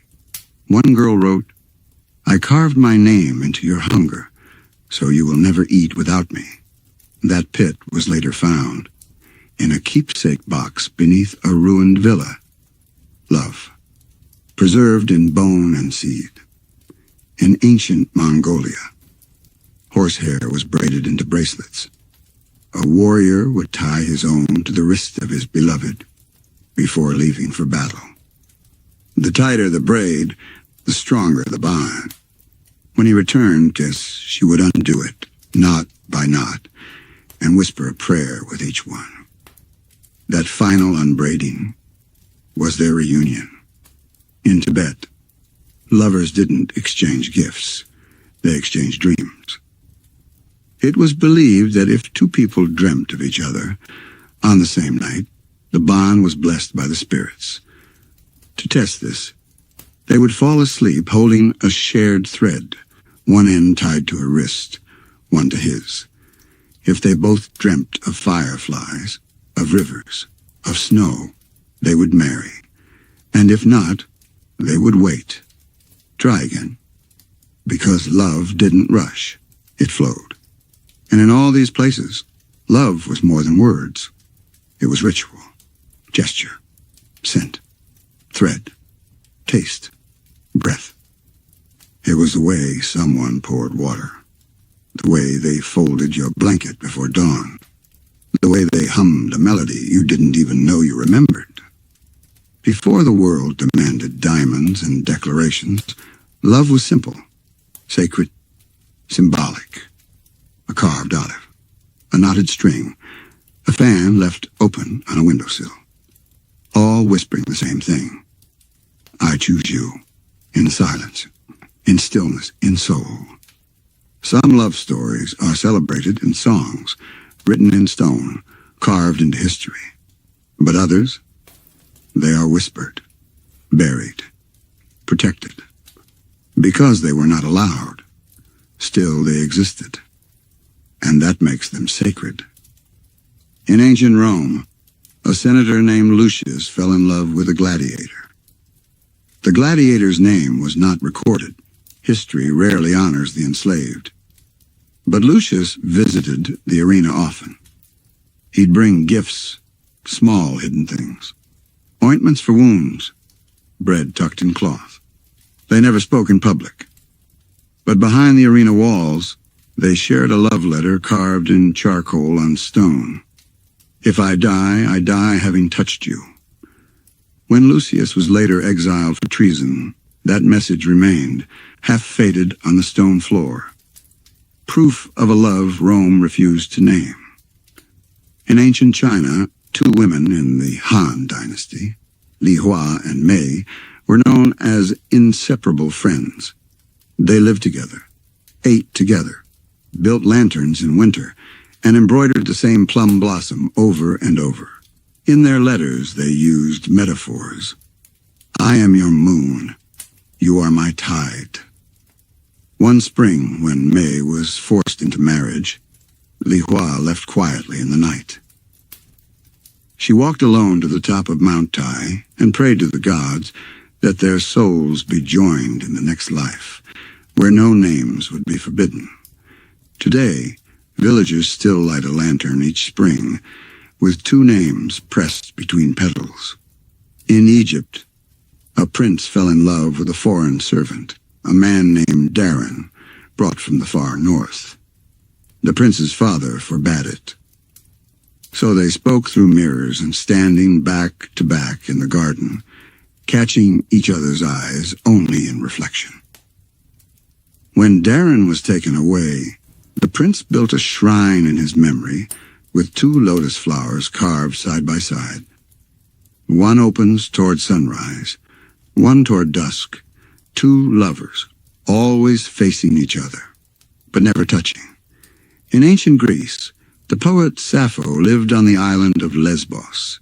She wrote verses to women, of longing, tenderness, fire. Her words were delicate, but filled with ache. You set me on fire. With a single glance, her name became legend. But much of her work was destroyed. Still, fragments remain, burnt edges of poems, telling us that even forbidden love can survive centuries of silence. In the Ottoman Empire, a young court musician named Halim fell in love with the Sultan's son. They wrote songs in code. If the melody rose, it meant, meet me. If it fell, it meant danger. One night their song was overheard. Halim disappeared. But the prince never married. Each year on the same night, he played that forbidden melody alone in the Sultan's courtyard under a black sky. That melody, still taught in secret. In the Aztec Empire, a high priestess named Citlali loved a warrior named Tenoch. But she was devoted to the temple and forbidden from marriage or intimacy. They met only in dreams. Under full moons, they said nothing, just held hands across silence. One night she vanished during a lunar eclipse. The next day, her temple garden bloomed with night jasmine, which had never grown there before. The elders said the gods punished her. But others believed the gods had mercy and turned her body into scent, so she could wrap around her love forever. In West Africa, two kings of rival tribes fell in love during peace talks. They shared only 2 nights, but those nights changed everything. They carved a pact into wood. If I cannot rule beside you, let us rule the wind together. When they returned to their kingdoms, war broke out again. They never met again. But during the Harmattan winds, people say strange symbols appear in the dust, as if the air itself remembers their promise. In ancient India, a temple dancer and a queen became lovers. Their love was secret, but their art was not. The dancer choreographed a piece called The Flame in the Mirror, which the queen watched every full moon from behind a veil. When the queen died, the dancer performed it once more, then disappeared into the mountains. Some say she became a river. Others say she became a legend. In the Norse sagas, there's a story of 2 shield maidens, Ingrid and Freya, who fought side by side. They never declared love. They never kissed in public. But after one died in battle, the other carved her name into her shield and rode into war with it until her final breath. They say the Valkyries came for both of them that day, together, as if even the gods understood. In the Maya world, a stargazer and a fire priest shared love beneath the sky. They could never speak it. But they built constellations out of stones, mapping each other's features into the stars. One constellation they named the Twin Hearts still remains, 2 stars beside each other, connected by a thin band of light. Because even in silence, love finds a voice. In medieval Syria, a boy and a girl from different faiths met at the city's edge to write verses in the dust. When the rains came, they'd begin again. Their last message, found etched in a stone wall, read, "If our gods cannot agree, let our hearts speak in their place. Forbidden love is not lesser love. It is sometimes the fiercest. It teaches the soul to whisper instead of shout, to endure instead of fade. These were loves not allowed to live in daylight. So they lived in art, in wind, in prayer, in flowers that bloom at midnight. And somehow, that made them eternal."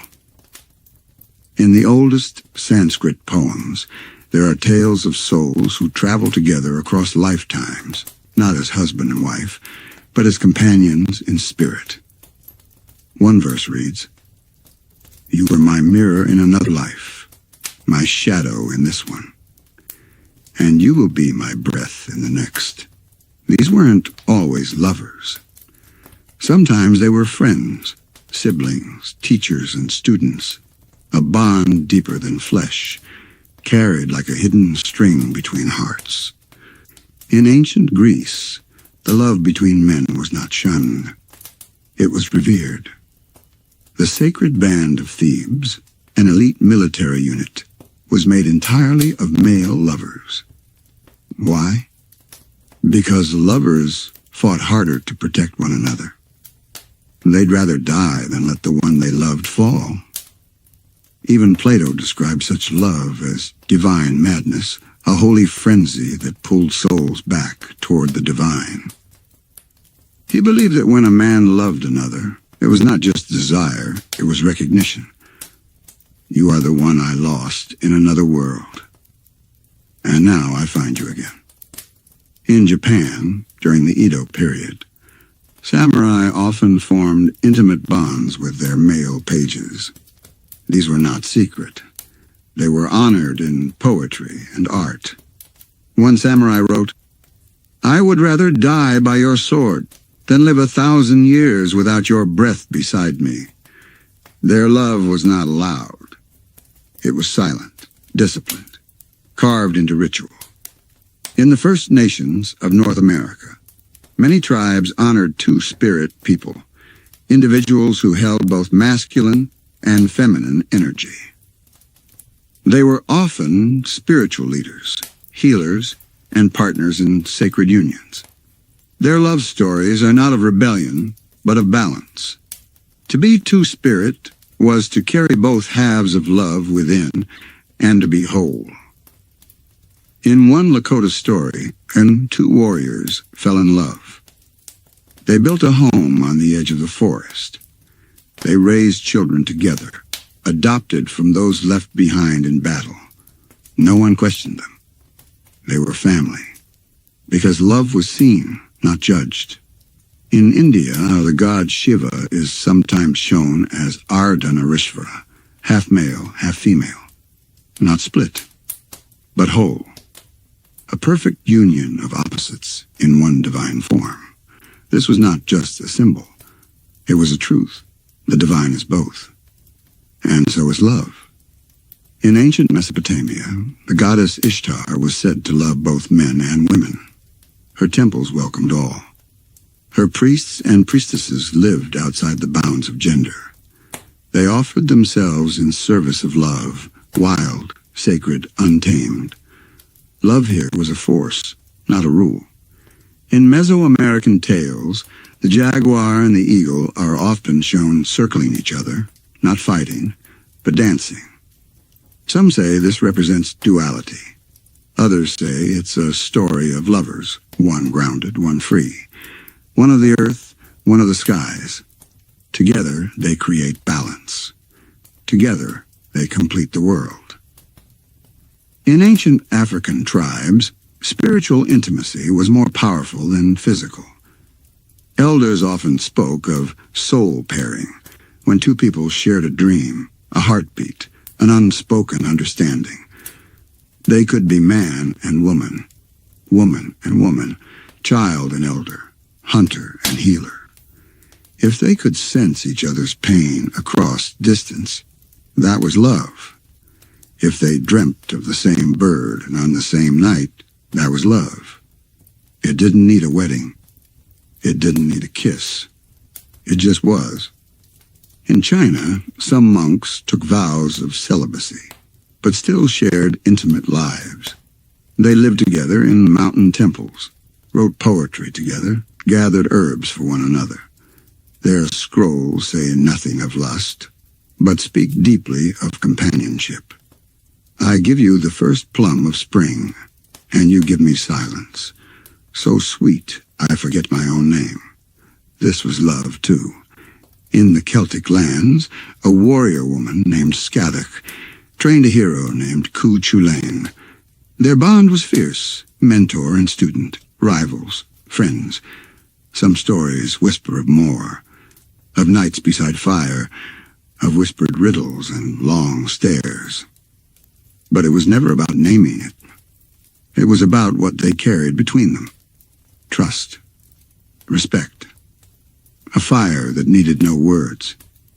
In the Polynesian islands, love between women was honored through tattoos. Two women might share a matching symbol, and a spiral, and a wave, a turtle. These weren't decorations. They were vows, carved in ink, bound to blood.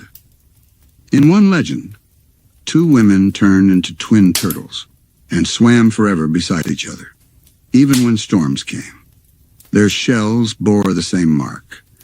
In Persian Sufi poetry, love is often written not as romantic, but as a fire between the soul and the divine.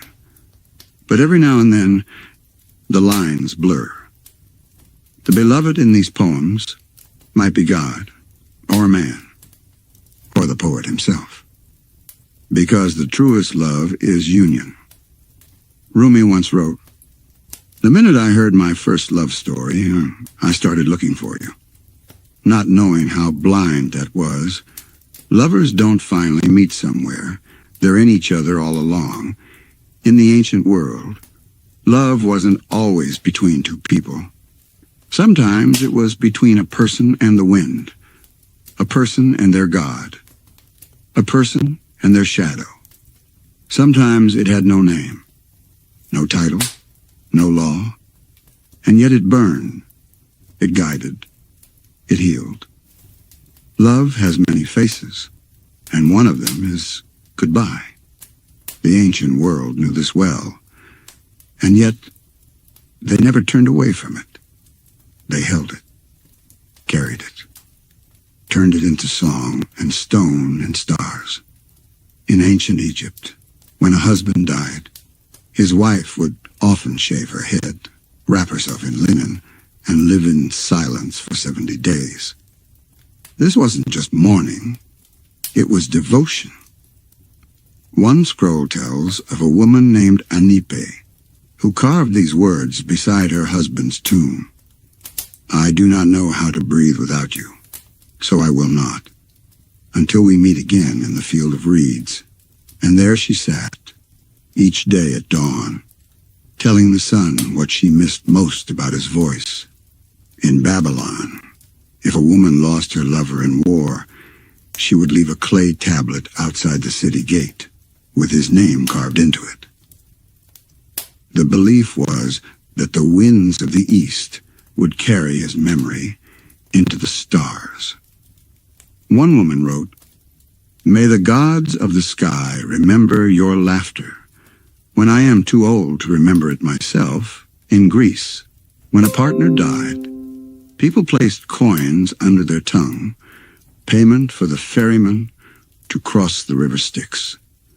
But lovers would often place 2 coins, one for the beloved, one for themselves.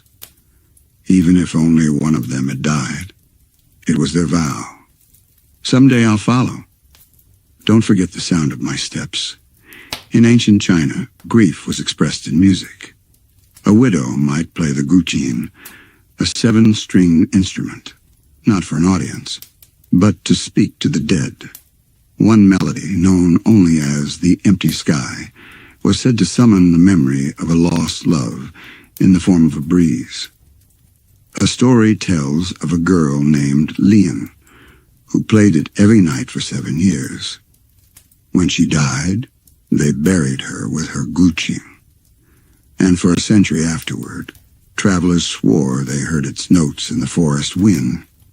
In India, some lovers built shrines not for gods, but for the ones they lost. One woman carved a temple to her husband, then filled it with oil lamps that she lit each evening for 40 years. She never spoke his name again.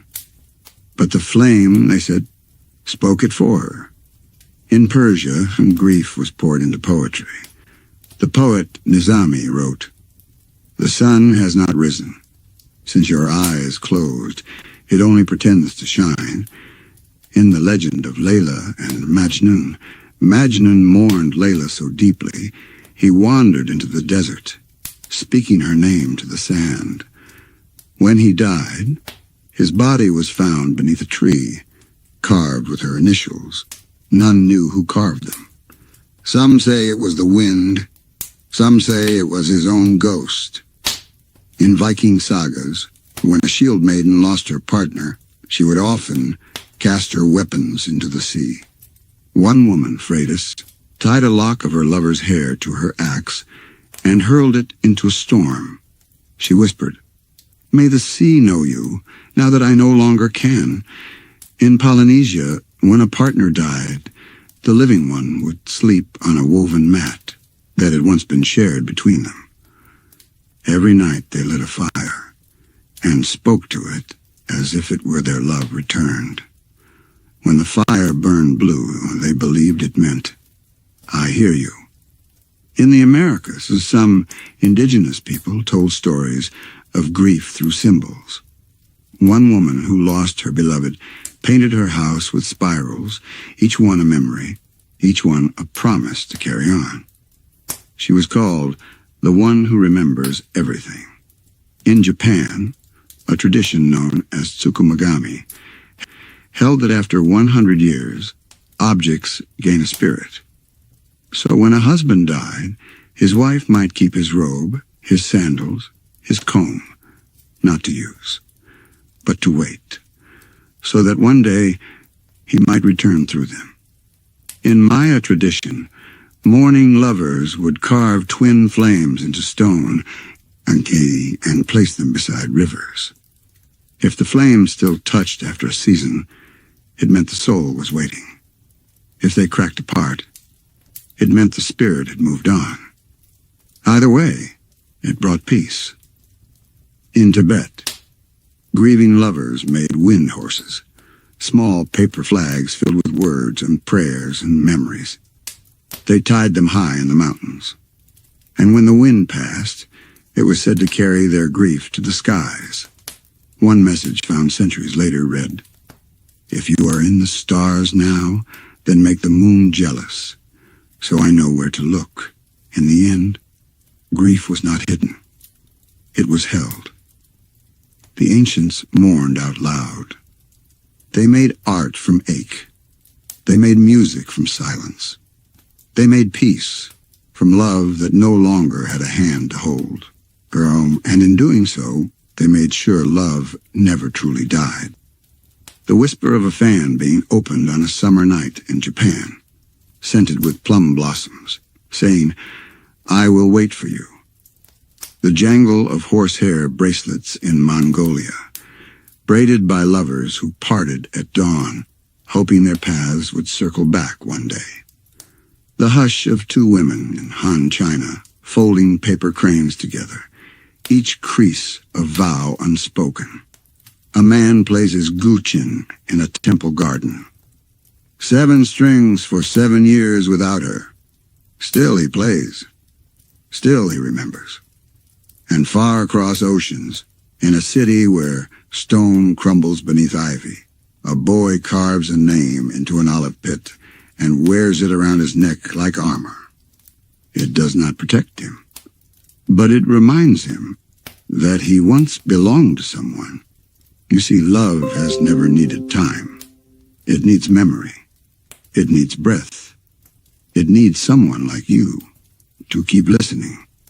Because even now, beneath the ground, within the roots of ancient trees, buried beneath broken temples, there are names. Names that once meant everything. Names whispered in the dark, over sleeping bodies, over silent letters, over parting tears. If you are very still, you can hear them again, like two coins placed on a tongue, a promise of reunion across the river, like a quipu knot, tight, red, pulsing, saying, "My love is not gone. It is simply waiting." The Greeks believed that souls remember each other, that we are drawn to certain people because they once stood beside us in another life. So if your heart has ever ached, without reason, for a stranger, for a dream, for a melody, maybe it's because you once loved across stars, and that echo never left you. Tonight, you do not need to search. You do not need to prove or chase or even speak. Just rest. Let your heart lean into the dark, the way two faces lean together in a cave painting, drawn in ash, before language, before history. Just two souls, remembering. And if tonight you feel someone beside you, someone who is not there, perhaps it's a memory. Perhaps it's love. One that waited. One that found you again, in dreams. You are lying still, and somewhere deep in your chest, there is warmth. That warmth, it isn't from the room. It's from memory. The memory of love that isn't yours, but somehow still belongs to you. A woman once sat beside a river in Mesopotamia. She dipped her hands into the water, hoping the current would carry her love to someone far away. She didn't cry. She just watched the ripples. They said her silence spoke more than any poem. Somewhere in your own life, you've done the same. Sent a hope. Waited for a name to return, even if it never did. You've loved like the ancients. You just didn't know it. In Africa, there's a story of a man who carved hearts into trees, not to be seen, but to mark every place he had once felt her smile. In the wind, he heard her laugh. In the fire, he saw the way her hands moved. And though she was gone, he whispered to the leaves, "I carry you still. You too carry people. In your pulse, in your dreams, in the soft way you look at the world when no one else is watching. Some of those people you haven't met yet, but your soul remembers them. It always does." A girl in India once lit a lamp each night for someone she loved in silence. She never spoke his name. She just watched the flame flicker. Some say the flame still burns, because love that is never spoken never has to end. Maybe you've lit a lamp too, a metaphorical one, hoping someone, somewhere sees it, knows. There's an ancient lullaby from Tibet, sung by two lovers separated by mountains. They believed the stars would carry their song and deliver it into the other's sleep. So they sang, night after night, even when the wind howled, even when the nights grew cold. They never heard the reply, but they believed it came. And that was enough. Sometimes love is not loud. Sometimes it is a hush between thoughts, a silence after laughter, a weightless ache that never asks for healing. You've known that love too, haven't you? Even now, as you lie there, your breath rising and falling, you feel it again. It doesn't ask you for anything. It just rests beside you. In Greece, there was once a myth of lovers who were turned into trees, rooted side by side, their branches forever tangled. And when the wind blows, they creak, not in pain, but as if they're speaking. Still, love, even in bark and leaf, and still finds a way to speak. You don't need to speak tonight. You don't need to understand everything. You are wrapped in thousands of years of love, the kind that didn't make it into books, but made it into the stars, into rain, into memory. It lives in you now. So breathe, sink deeper. Let the old love speak through your dreams. Now we slip into the space between waking and dream, where time bends, where memories from 1,000 lives drift like smoke, and where the ancient loves you've never met finally come close, not to speak, but to stay. Close your eyes. Or maybe they're already closed. It doesn't matter now. Because this place, this dream place, this doesn't need sight. Here you feel with the skin of your soul. And what you feel now is the soft echo of footsteps. Not your own, but familiar.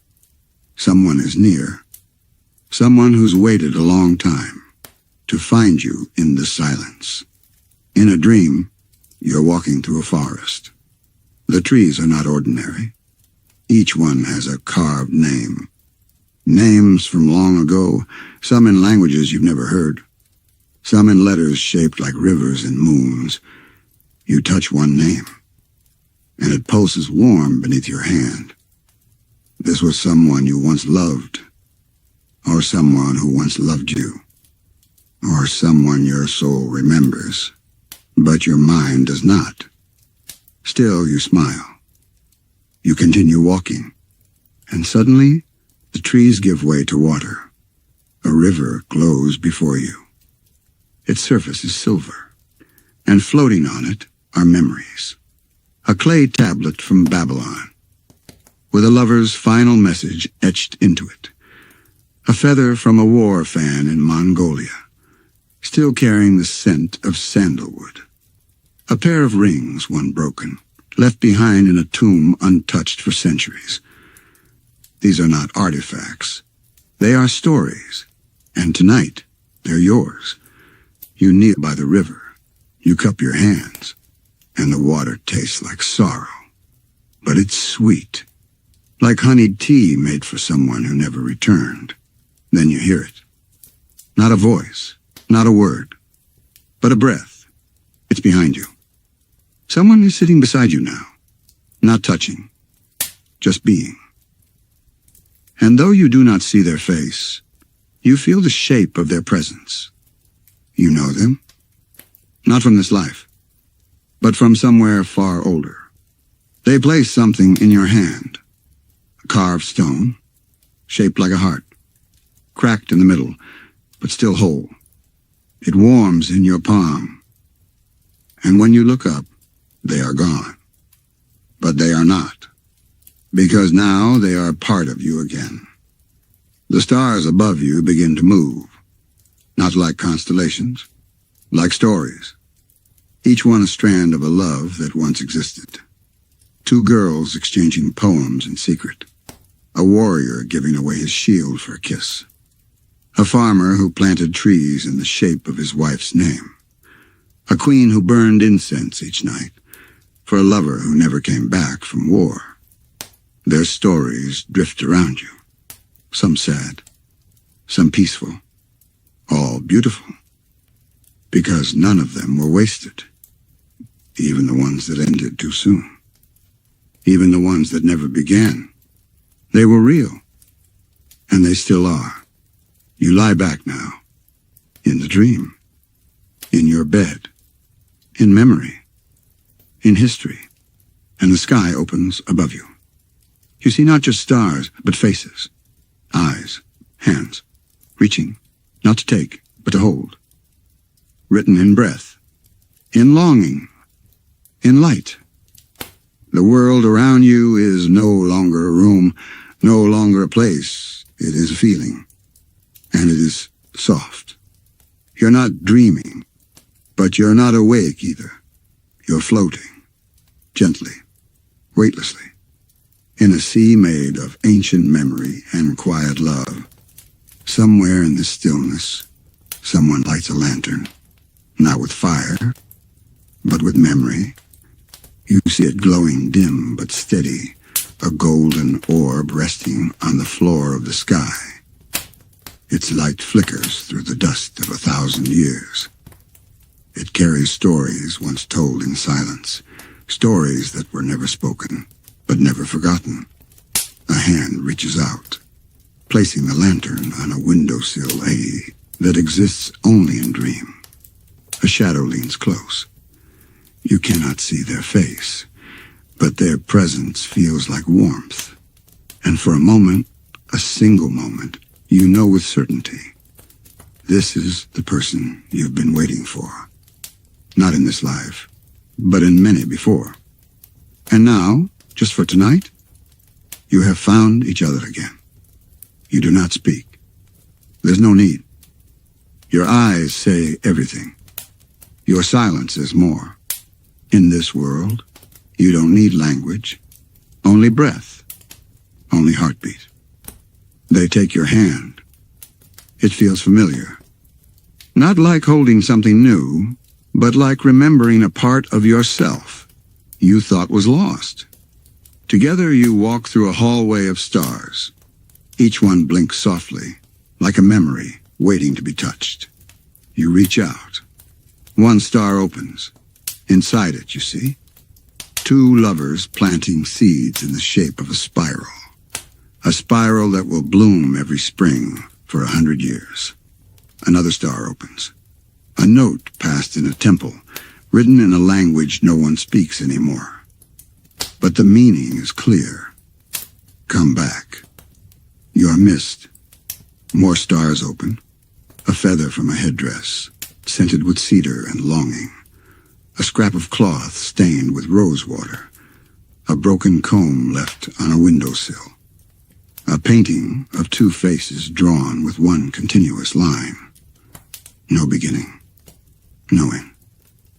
You close your eyes, but the visions do not stop. They are no longer separate from you. They are in you now. You are not watching ancient love. You are walking inside it. Becoming it, breathing it. You are by a river again. But this time, it is not still. It flows with color, with memory, with lives you've almost forgotten. The water tells stories now, whispers them in ripples. It says, you were once a girl who carved hearts into sand. You were once a boy who sang to the sky each night. You were a warrior who carried love on the inside of your shield. You were a poet who wrote for someone who never knew. You were all of them, and none of them. But their love lives in you now. It always did. Your feet leave the ground. You rise, but you are not flying. You are simply letting go of everything that does not matter. Everything that cannot follow, into the dream beyond dreams. The old love lifts you, softly, like wind through silk. You are wrapped now in memory, in warmth, in a hush that says, you are safe. You are loved.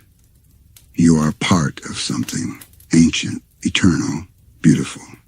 And that knowing is enough. You're deeper now, beyond thought.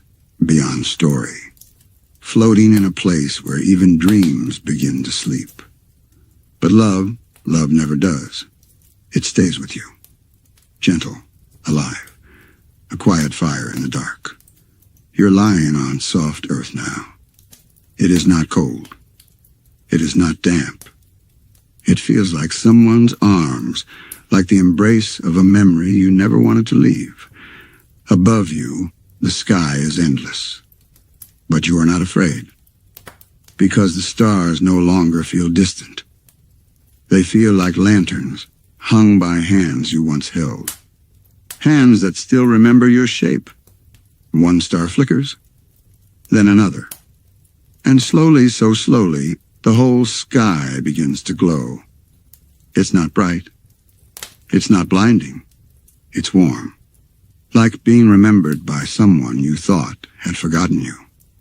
You hear a voice, not with your ears, but somewhere deeper. It is not in words. It is in feeling. It says, oh, you've always been loved, even when you didn't feel it, even when the world felt quiet, even when the days stretched heavy and the nights felt long. You are never forgotten. A breeze moves past your face. It smells like lavender and firewood and the pages of an old book, opened after years. That breeze once touched a forehead, kissed goodbye, once carried the last word of a lover as they turned and walked away. It once cooled the cheek of a girl who waited at the edge of a road that never ended. Now it brushes over you, not to bring sorrow, but to bring presence, to say, I am still here. You are not alone. Around you, the ancient loves gather, not in form, not in faces, but in warmth, in knowing. They sit beside you like wind through trees. They wrap around you like music from a flute once played on a hill. They linger like the scent of jasmine. On a night so quiet, you can hear the sky breathe. They've been with you always. You just forgot how to listen. Until now, in the far corners of your soul, something stirs. Not pain, not longing, just recognition. The way a bird remembers the shape of the wind. The way a seed knows how to become a tree. The way the moon always finds the tide. You remember too. Not the names, not the faces, but the feeling, the love, the peace of having been held once, gently, bravely, deeply. Now in this softness, you begin to understand. The old love didn't come to remind you of what you've lost. It came to show you what has always been yours. It came to wrap itself around your shoulders, like a shawl stitched from 1,000 old stories. It came to quiet your heart, to soften your breath, to hold your hand until you slipped fully into rest. Because sometimes the greatest love is not the one that sets your heart racing, but the one that lets you finally sleep. There is nothing more to carry now. No more names to recall. No more hearts to reach. You are full. Full of love you thought was lost. Full of stories older than language. Full of peace so quiet it hushes even your thoughts. And now, slowly, you begin to drift. Around you, the old love watches, not with eyes, with presence. It does not speak. It does not move. But it is here, completely. It doesn't need you to stay awake. It doesn't need you to remember every detail. It simply needed to reach you. And it did. You feel your breath slow. You feel the weight of your body melt into warmth. And just before your mind lets go, you hear the softest of farewells, not goodbye. Just rest now. You've wandered far enough. Let the stars keep the stories tonight. You are loved. You are loved. You will be loved. Again, and again, and again. Sleep, dreamer. Sleep, keeper of the old hearts. Sleep, listener of forgotten flames. The old love is here, and it isn't going anywhere. Good night. We'll meet again in the next dream. Until then, let the echoes carry you home.